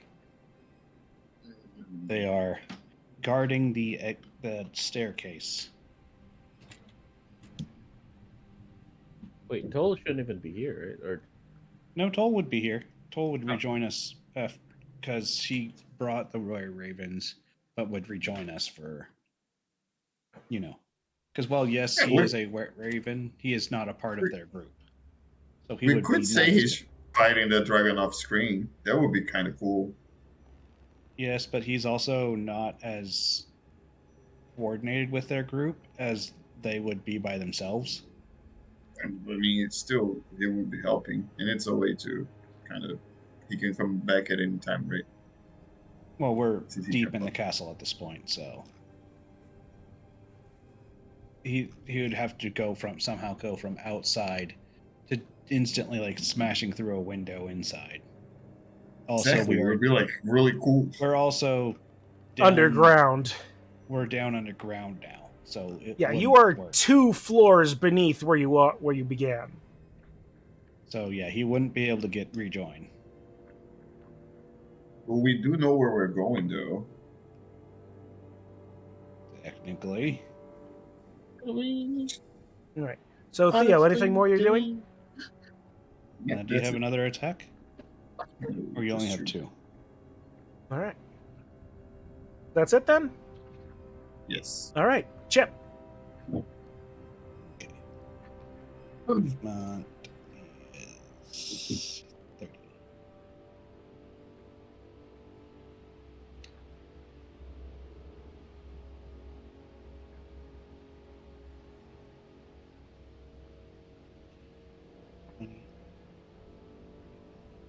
$30. Gonna hit this guy. And what's the damage roll for Sparkle Tink? Would be. I think I had it be like. Do you want me to roll it for it? Hang on. I still have Sparkle Tink here. Because it hasn't updated on my screen yet. So damage would be. Yeah, we'll just go with this. 2d6 plus strength. So yeah, 2d. It'll be that's the damage. and it's a strength weapon. Yeah. Okay, so also gonna be It also crits Add on 19, that to onto remember. it. Oopsie doodles. Adding that onto it. Of good old booming blade. Okay, so So well, that would be Sorry? that would be just the one. Not what I meant to say. If it moves, well, we still. the first roll will be what that is. I just did that so that way you know, hey, this thing's coming. Right. Let's roll that one. 18 hits. Okay. Right with so. And 2d6. Yep. 2d6. For a total of 6 points of bludgeoning damage. So the booming blade Plus does 13 is and 19. because I am the divine, you also have that. Okay. Fine strike. 19 plus 7 becomes 26. Hallelujah. The head of your mace thuds into the mace. The flail thuds into the chest and seems to explode with holy energy tinged both purple and green.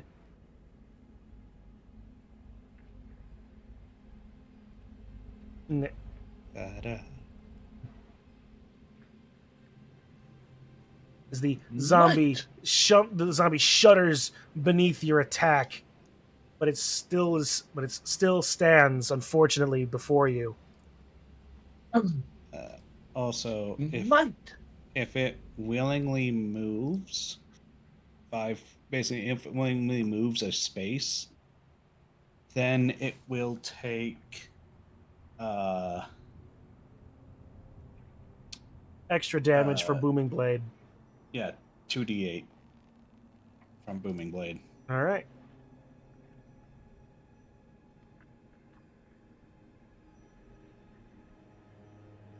Yes. Need to grab something really quick.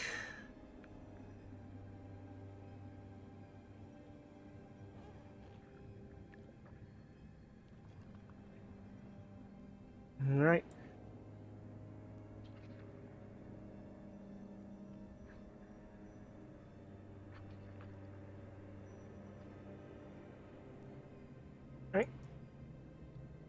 You watch as you contemplate this whole thing. You watch as one of its arms falls off in the water beside you.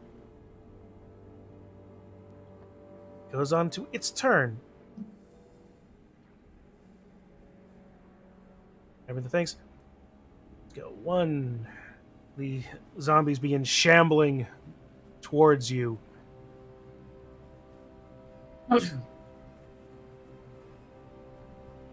Not quite enough to reach you, but this one is going to make an attack against you, Chip. The one that you just hit. Yep. I imagine that this does not trigger Booming Blade. No, you have to move. All right. 5 feet. It's going to swing twice with its... Well, actually, no, not twice. Just once with its claws. 13 to hit. That does not. And utilizing the momentum from that miss, lurches forward and tries to bite at your neck for 16. That also does not hit. There we go.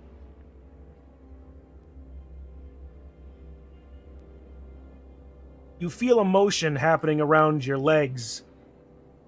You look down, and the arm that fell off is crawling towards you and is trying to slash at your leg itself.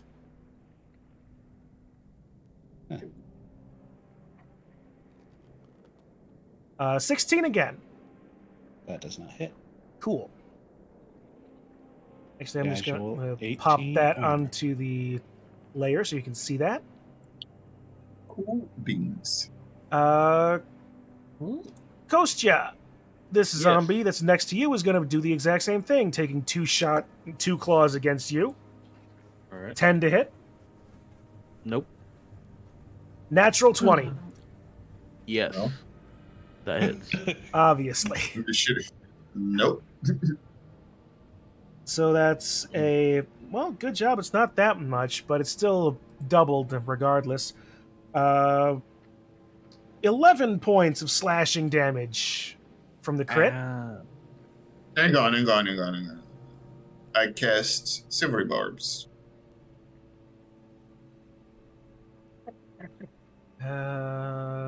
Reroll and use the lower roll. Okay. All right. Thank you. Turning it into a So fucking yell 13. Turning the hit into 13, so that misses.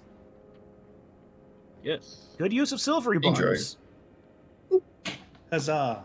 Being I thrown can off never use it when I'm fucking raging, so better save a little bit of it here. being thrown off of its game, it almost from feeling like it should have hit, it turns towards you, Theo, and tries to bite your face.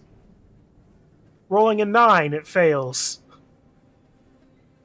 It's just like And it falls over. Well, not mechanically, but Just with good flavor.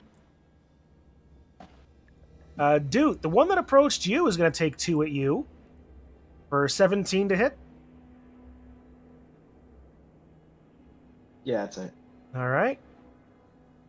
That is 6 points of slashing damage.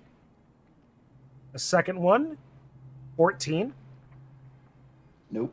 All right. And a bite of its own for 6. So, yeah, these guys are not great for hitting you, apparently. Well, Goes- if the only people that it tried to hit were Duke, then then the first one probably would have had a great time. Probably. All right. Kostya, you're up. All right. Kostya is going to stab this thing with the sun blade.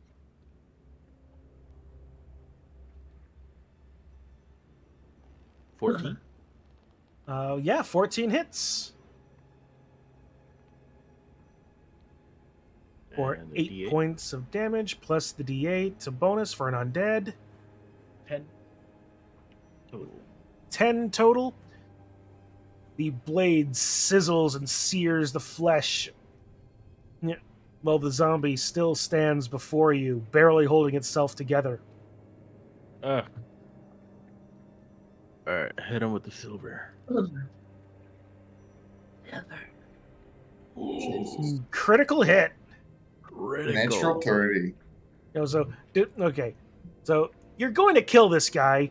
How do you do it? Well, it is a rapier, so he goes.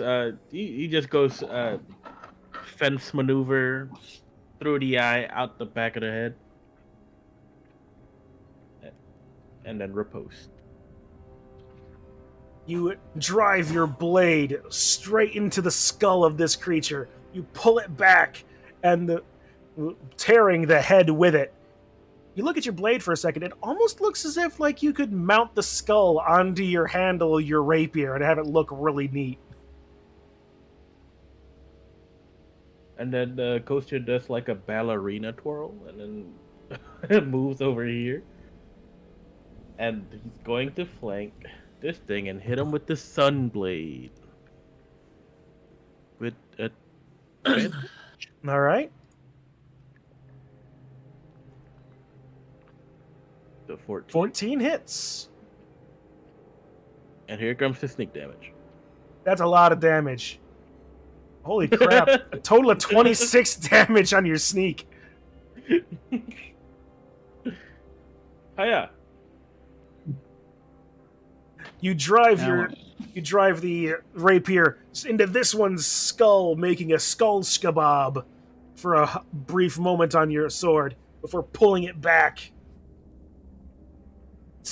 Rattled and barely keeping together, but he is turning towards you, still animated.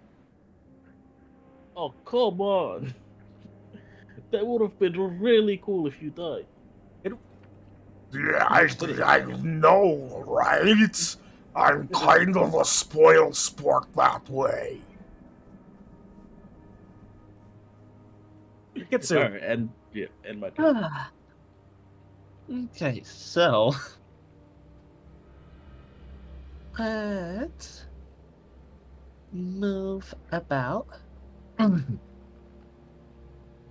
right here. 25 for movement. And I'm gonna do something that I haven't really been doing much. I'm gonna actually try this again. Let's see it. So, Sacred Flame has a special ability of when cast, you can choose to target one creature as normal or two creatures within range that are within 5 feet of each other's. Okay. Guess what's in range? A lot of little things. hint. The hand. Boing, The hand. boing. And so, that's what I'm gonna do. Let's try this. Okay. All right, let's hit it. Oh, it's a dexterity save. All right. All right, so you're targeting this guy and the hand. And the hand. Okay. So first off, dexterity save of it's a 15. Yeah, I rolled 12, so that's a fail. So he loses 10 HP. And here's the funny thing, right? I only have an armor class for the severed limb. So I'm going to treat it as having an agility of 1. Yeah, so I roll a total of 1 for 10 points of radiant damage to the hand. Now, here's the funny thing about these Strahd zombies, right? When they deal Zombies. Yeah. When you deal damage to a dismembered limb, the zombie it came from takes the damage. So you did 10 points of damage to this guy, and technically 10 points of damage to the one in front of Chip. So you watch as the radiant flames burst around both of these zombies and the arm in the water, as the zombie in front of Chip just collapses in sacred ash. Yes. I am going to have to steal that sound for myself.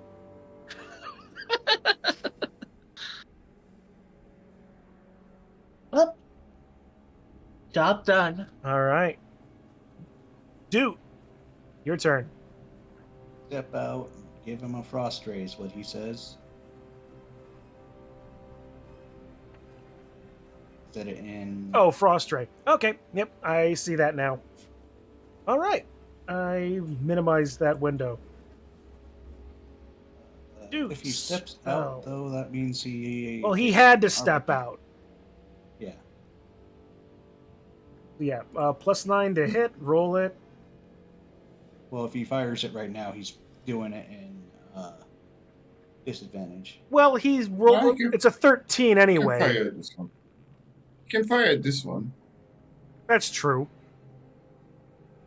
Anyway, regardless, 13 would still 13 or 15 would still hit. These guys have an AC of 8, mind you. Fun.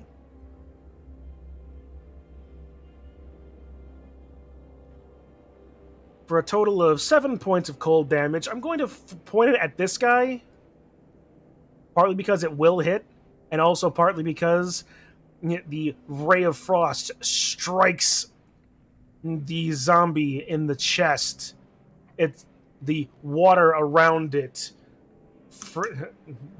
freezing, almost like a cocoon around it, as the zombie then turns into a zombie sickle, just bobbing, floating in the suspended by the ice shell that it's encased in. Sure. It's such a good sound. Theo.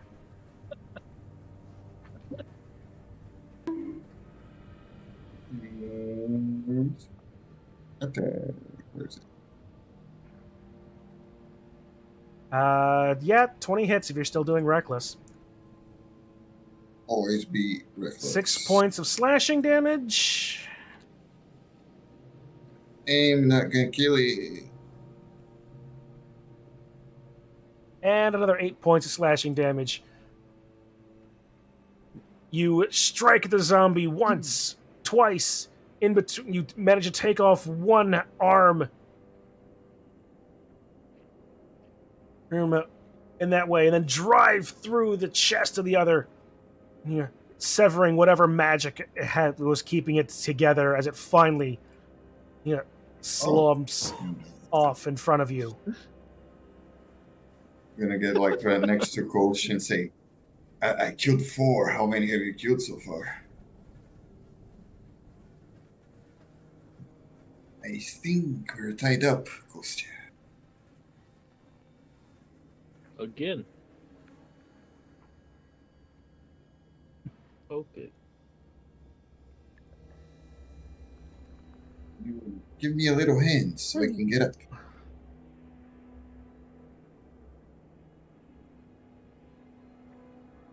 Okay. You want me to give you a lift with my hand? Yeah. Okay. Oh, also, hang on before. Miss, are you by chance still holding on to that big ol' axe that I gave to you? The one with the thorn handle. Yes. Oh, yes, I still have it. Do you mind if I have it? Not at Turns all. out my scimitar is incredibly puny. Well, this axe isn't exactly much bigger, I wouldn't think. It's a two-handed weapon. It's already an improvement. Oh, fair enough. There you go. And she hands back the axe. Thank you. Alright, if we get into combat, we can worry about it. Why is Chip's nameplate missing again? He regardless. is special. Yeah, you're right, he is. Alright, what should I roll to give him a lift up there? The walls here, while maybe covered in mildew and mold, are not specifically super slick. Meaning, I don't think he needs. He can, Yeah, he just could let probably me just stand on your climb. shoulders. Oh, And besides, it's only 7 feet up. You could, if at most, it would be like it's like a strength check to lift up your. So, oh, See. okay. I will. Yes. Yeah, so I'll spot it. so those of you with climbing speeds can get up this easily enough. I don't. I chose this stupid swimming speed for no reason.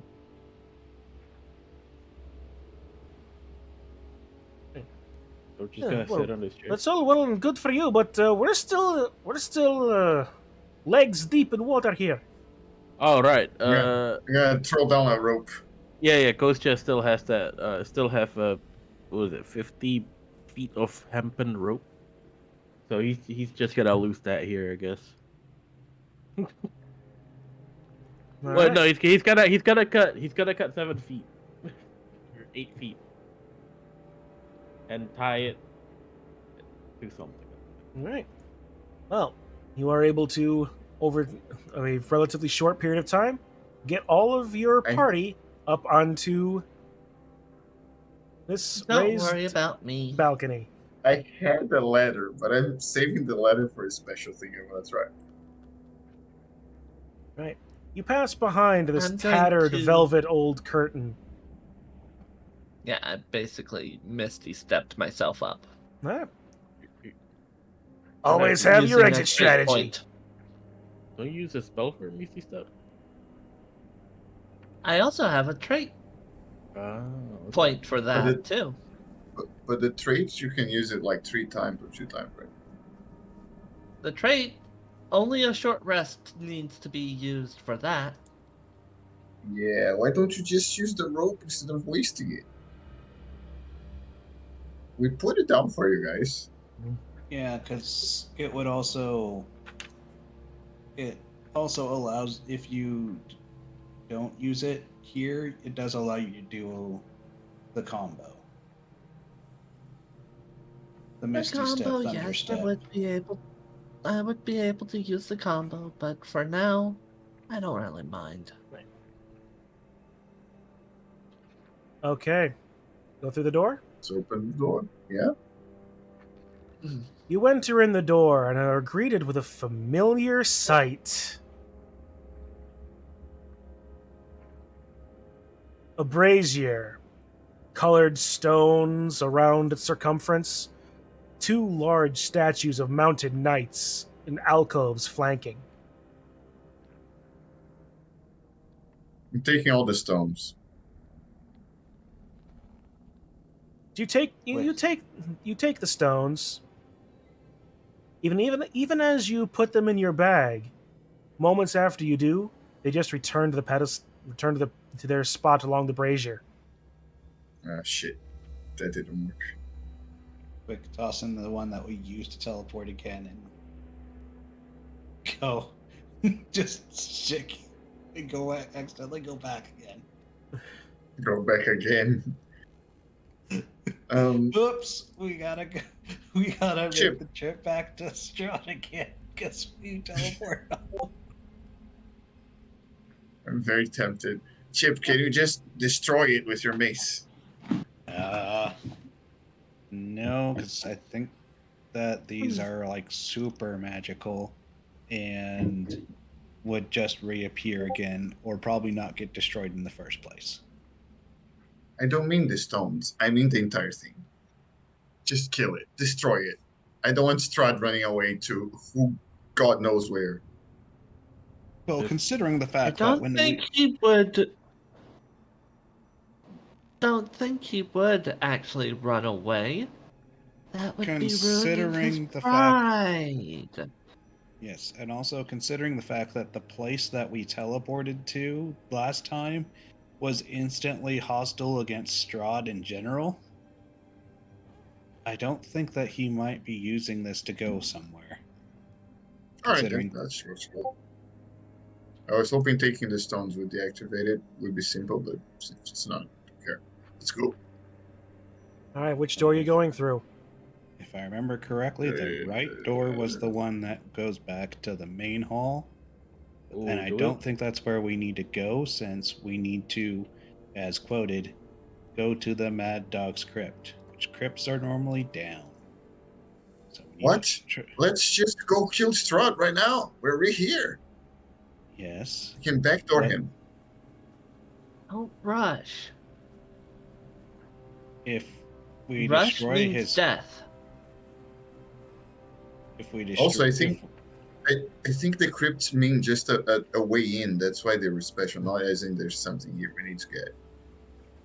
I think it also might be that if it works off of vampires from books, that it might be the way to keep him down if we actually find him, so he doesn't go to a coffin or something and be like, "Oh, haha, I'm healing. You can't destroy me as long as I have my coffin of doom and destruction."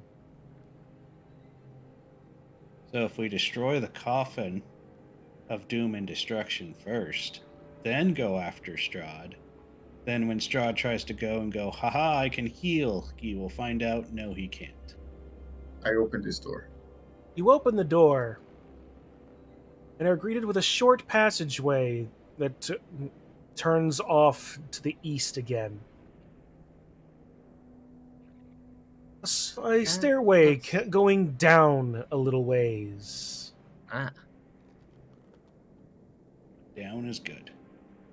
Kostya, as you enter that doorway, a faint echoed whisper. Kostya.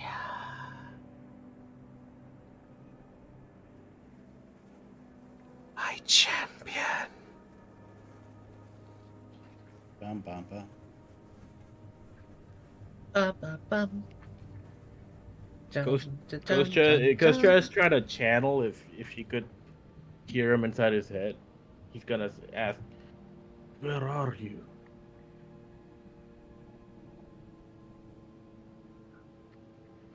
Within the crypt. We must push on. His crypt.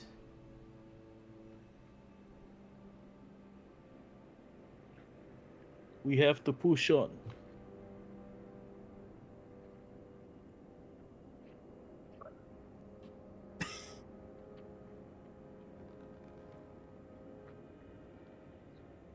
Okay. Push on. Let's go. Man, I almost don't want this is. Do we just want to make this a long one? Because I don't want to stop here. This is getting good. I Sure. mean, We have been going for almost 4 hours. I kind of want to see what's in here too. Let's go. All right. That's why I'm just going in. Like, All right. The corridor door, let's extends see. before you, a long hallway, ending in a doorway at the far end. oh my fucking god, this smells like a trap. Dun, Where's dun. This tunnel Crystal? is cut into the pillar stone of Ravenloft itself. Its surface is slick, and its ceiling is barely 6 feet high. A lingering fog limits visibility to a few feet. Let's call the rogue. Can you check for traps? NPC rogue that we have in our party. Toll that disappeared. Yeah, when you mentioned that he was with the other were-ravens, it made sense that he wouldn't have been down here. Yeah, would make sense, right? He's fighting the dragons with the other guys. Yeah. All right, cool shit. Our standing rogue. All right. What should I? What should I roll? Find traps, investigation. 18. 18. Slowly and carefully, you make your way down the corridor. I'm gonna follow his exact steps. I'm gonna try. You're unfamiliar specifically with stoneworking, but it feels like this is a newer portion of construction compared to the rest of Ravenloft. But do be careful. Roll me a perception check. On It's top just of the, stepping in on every top like of the single tile. investigation.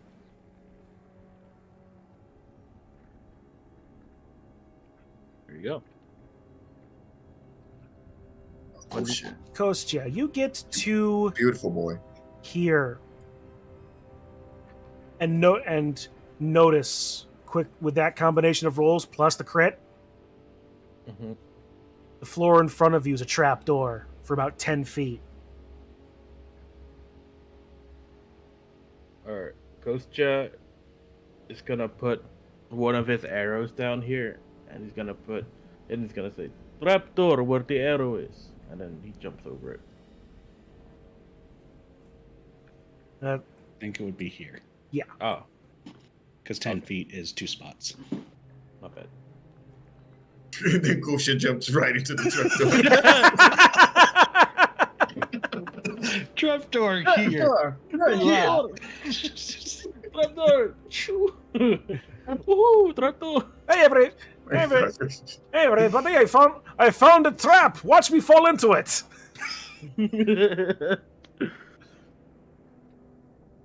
All right. Well, knowing where it is, Kostya was able to get across it. Make an athletics check with advantage to jump to 10 feet. It's an 11. Theo, you make it. Can I Chip, jump that? you make it. We Yeah, Oh my I'll god. try. I call I'll try myself and catch. I'll try and catch Duke. I should don't think I can, right? the wait, it doesn't really matter. Well, at least for one of them it matters. Esmeralda makes it. Or at least one of them it matters if they could use athletics. Oh, Because if acrobatics. Esmeralda made it across, and she has a prosthetic leg. I'm not kidding. That's in the book. She has a fake leg. Come on, dudes. You can do it. Dude, reach for my hand. Kostya is gonna catch you. Stands. He's backed up for the wind up. That's a long. That's a long run. What am I doing? Athletics check. You're doing a 25-foot run up. What do I got here to make this less bad? It's like someone doesn't do leg day, huh? You're already Oh, rolling man, with I feel like advantage I. at least. Oh wait, I guess I could just Misty it if I screw up. No, I'm doing it. I'm doing it. Misty steps for cowards. Let's go. Oh, an advantage too? Yes. Uh-oh. Uh-oh. Thank God. Oh, you made it. You got it. Yep, dude. You hustle your little body as his short little goblin legs can take you, and you make a mighty leap across the ledge. You didn't even need Kostya to catch you. Now for Kitsu. You can just poof across, right? No, Knife here. Don't tell her to move across. Just jump it. She has one leg and she could do it. I mean, It is with This, advantage, so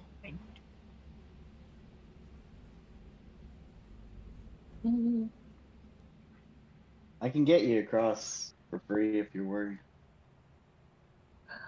I could just poof myself over. Just jump it. Yeah. I'm I not would risking poof it. myself. Yeah, this one is like Oh. it's like everybody did it. It's asking for the elf to fall in the hole. All right, Kitsu, you poof yourself 30 feet across, and you're beyond the trap. Misty Step was made for anything. This is like a great use of it. Oh, I made great use of Blast Misty and Step on a high previous fives, character. It was actually kind of funny. One of my last characters I played.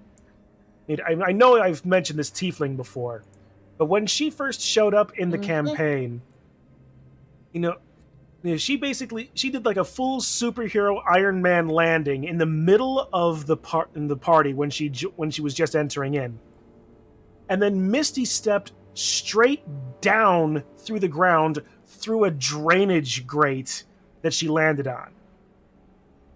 Didn't say a word to anybody, just showed up, disappeared, and down into a hole. Into sewers. It was amazing. I am very confused. I'll explain better later when I'm sure not going everyone completely in the crazy party here. was too.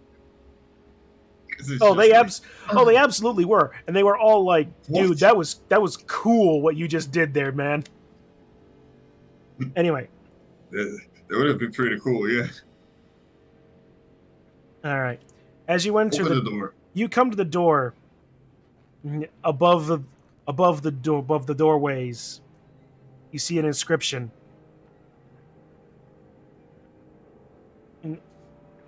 Herein lies the ones who walk the path of pain and torment.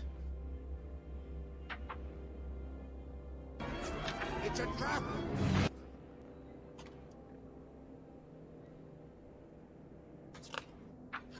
Wanna go in first? Dude's kicking the door. All right.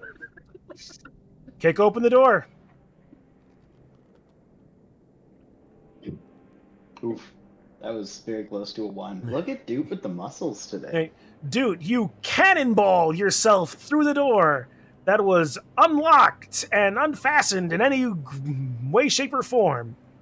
And Yes, but he wanted to look cool. And you barrel through, running straight into the first wall in front of you. And then into a trap. I'm kidding. No traps.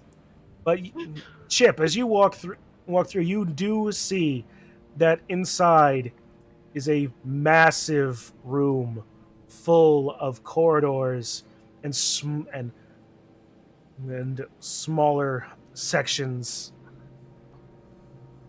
Oh, this is with worrisome. individual doors inside of them. Does the door say anything on them, like this one here? Dude, looking around, you just above the door you're in front of, an inscription reads, Artista de Slop, Court Ceiling Painter. Is It's this prison locked. of some sort? I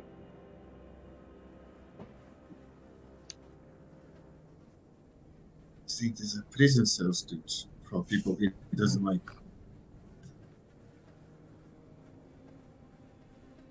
Alright. So tries to open this one here.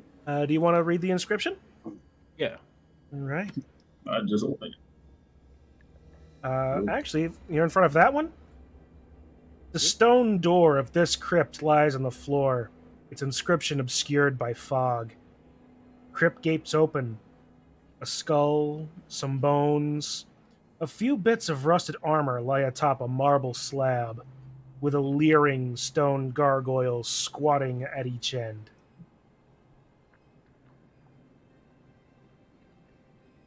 Huh. That's not it.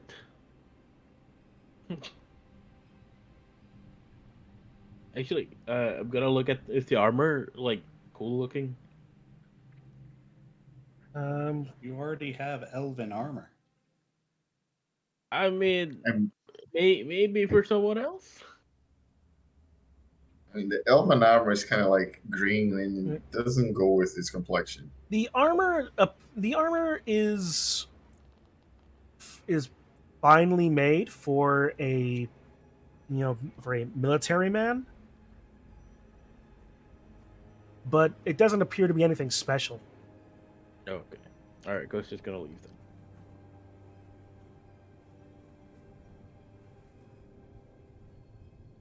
then. Right. Dude, the one you were in front of. Lady Isolde Yunk, purveyor of antiques and imports. Isolde? Isolde.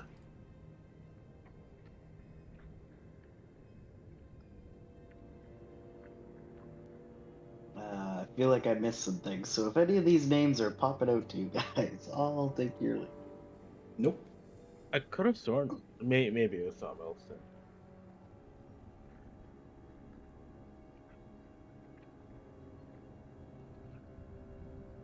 What's the one in front of me? One moment, just to reveal a few more spots.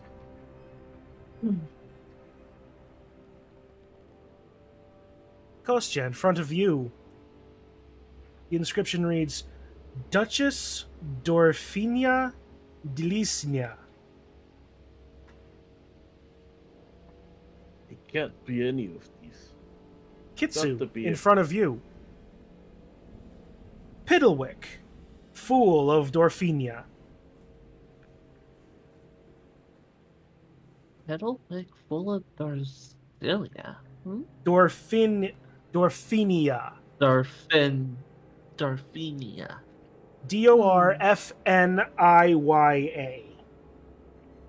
Yeah. Like the spelling really matters, but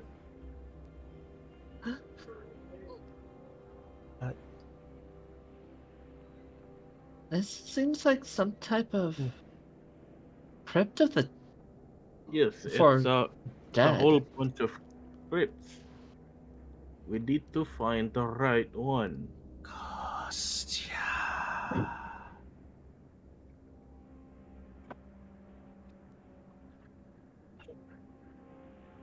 Chip, Tell me. the one in front of you. Prince Ariel de Plumet, Ariel the Heavy.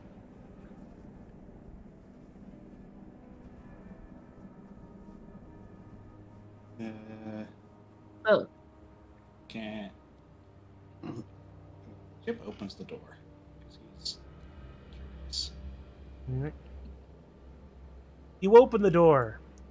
Inside is a crypt, obviously. Yep.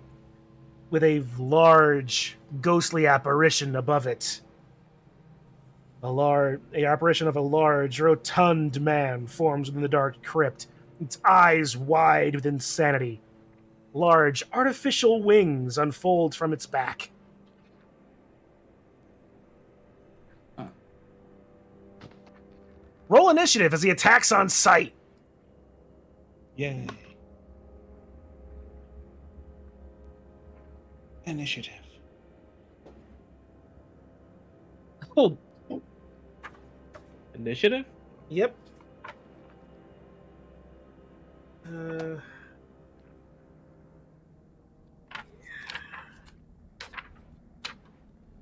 Ghouls, giants, gibbering mouther, gith, gnoll, goblin, golem, gorgon, grick, grell. What do you mean there's no ghosts? Goose. What Called about aberration? bear? Oh, there's ghost. Okay.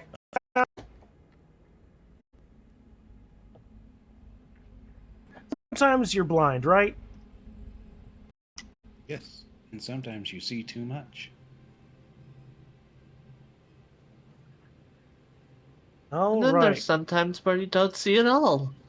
Well, that would just be blind. I'm kidding. Yes. Would this Oh. be surprise round or no? Nope. All right. So, I'm. Theo, remind me what your dexterity is again. Your dexterity score? 60. 16. Okay, so you go first. Just let the ghost go first, otherwise it's weird. All right, fair enough. The ghost charges. Yeah, I was looking at everyone. Sorry. Nope, That's no why I worries. was asking. That's why I was asking if it was surprise round for the people that weren't like right. Oh yeah, we have surprise round for those guys. So yeah, so the ghost, then Chip, then we'll go back to top of the order. So, the ghost is going to charge you. The ponderous form, undaunted by the material plane, makes a withering touch against you.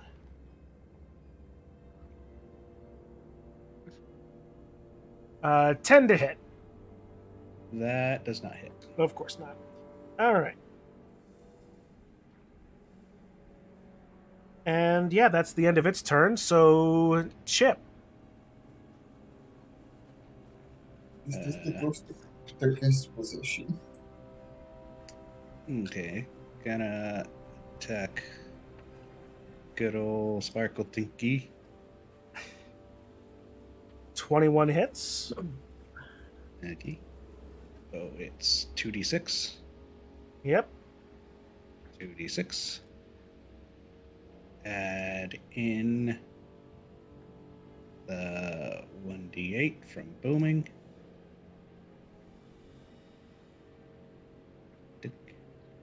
All right. The total is Add 17. And you can't forget the divine. 24. No. The various energies wreathing your newly acquired weapon slam into you and through the ghost before you as it reels in whatever a ghost substitutes for pain as he reforms his form, fraying at the edges. You can see You can actually see bits of the wings actively falling off as it happens. Uh-huh. Returning to the top of the order, Theo, you hear the sounds of action. What's up, boy? Sorry. The What's up? ghost. Shit. Oh. What the hell? The way the doors are, I'm going to declare that if you're not standing over here or inside Theo, you won't be able to hit. I'm waiting. 1, 2. Like if you were standing like over here, there would be a wall between you and the ghost. But over here, there's an open door. Okay. So I you're went gonna in. be right there. Wait. Yeah. Okay. Yeah, I'm just And then saying that because if there's any more combat that happens, I will be paying attention to doors. 20 hits. This is that great axe that I don't know what it is. So it's just Well, plus one. it does more Front. damage. It does like special damage against plants. Yeah. Plants, So- yes. So I'm guessing That is- this is just gonna be normal. Yeah. 17 point. Yeah, both of those hit as the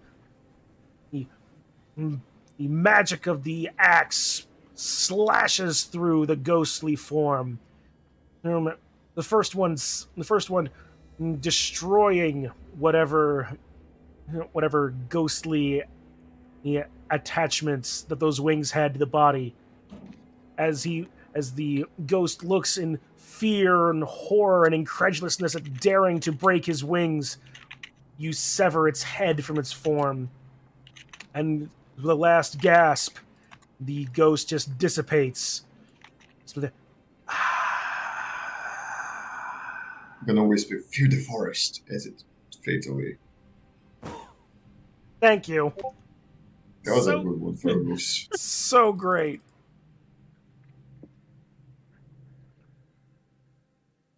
All right. So with that, who wants next? I don't know what's up here. Theo, returning to where the direction you went. You were whoop, hello. What I do? I did something. My camera was just Oh, working no, a second what is ago. What this? happened? My Suspicious screen went form blank. that is forming on screen. Oh no, what's gonna happen? But what's going to happen is I can't act. What's going to happen is that Can't delete it. my screen capture just died. Oh, jeez. Yeah, you're kind of. What's up Look, here? We'll still find looking out at Theo next with- time. My laptop And, literally just restarted.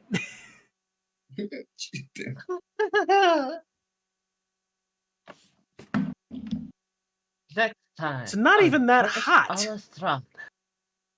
Well, with that, It's too cold. That's why. yeah. Now, with that, I'm just. Do we want to call it so I don't dox myself accidentally? Yeah. It's a good place to stop. I'm almost sleeping. It's Yeah. 2 a.m. Yeah. All right. Yeah. We'll let you go to bed then. That was a fun one, guys. I woke up at 7 a.m. 8:13 in the mountains. I'm feeling it. Maybe next time it's actually gonna be the last time. We're still looking good to fight Strahd. We're gonna kill Strahd next session. I'm telling. Yeah.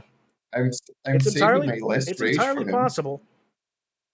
Here, I'll just I'm just pop like over a here. normal warrior until then. Normal Unless boy. unless we sidetrack and fight another one of our weapons. I mean, I got a pretty good weapon now. Mm-hmm. Are you gonna The fight axe it? is pretty kind of good too. Are you gonna try and break it in half? No. Well, it's harder to break in half now that it's a flail. Oh, yeah. You can break the just chain. break the chain. You hear me saying, don't ever break the chains. Well, all right then. I'm warlock now. You know, Chip, you can activate that flail, right? Yeah, but I got more than just activating it from it now. So you just didn't trust it enough. No. I mean, you can make it shine. Yes, but I also got more from it anyway. I know. I just mean I want to know how it looks when you make it shine because it's a flame, so it's gonna be weird. Probably the ball bit is going to be all bright and shiny. Try activating it and hitting when you hit something with it. Maybe it's gonna do extra damage. Maybe, but Or yeah. maybe it's just gonna be really annoying. Or maybe it's going to be awesome because I'm actually trusting it, unlike you. I Maybe. never trusted that sword. I hated it from the moment I picked it up. Yeah, that was the It problem. was mocking me from the start. And I did not roll a single 20 to like fucking lop off a limb. Not a single one. Well, that's the thing about weapons that are requiring those types of rolls. You require those types of rolls.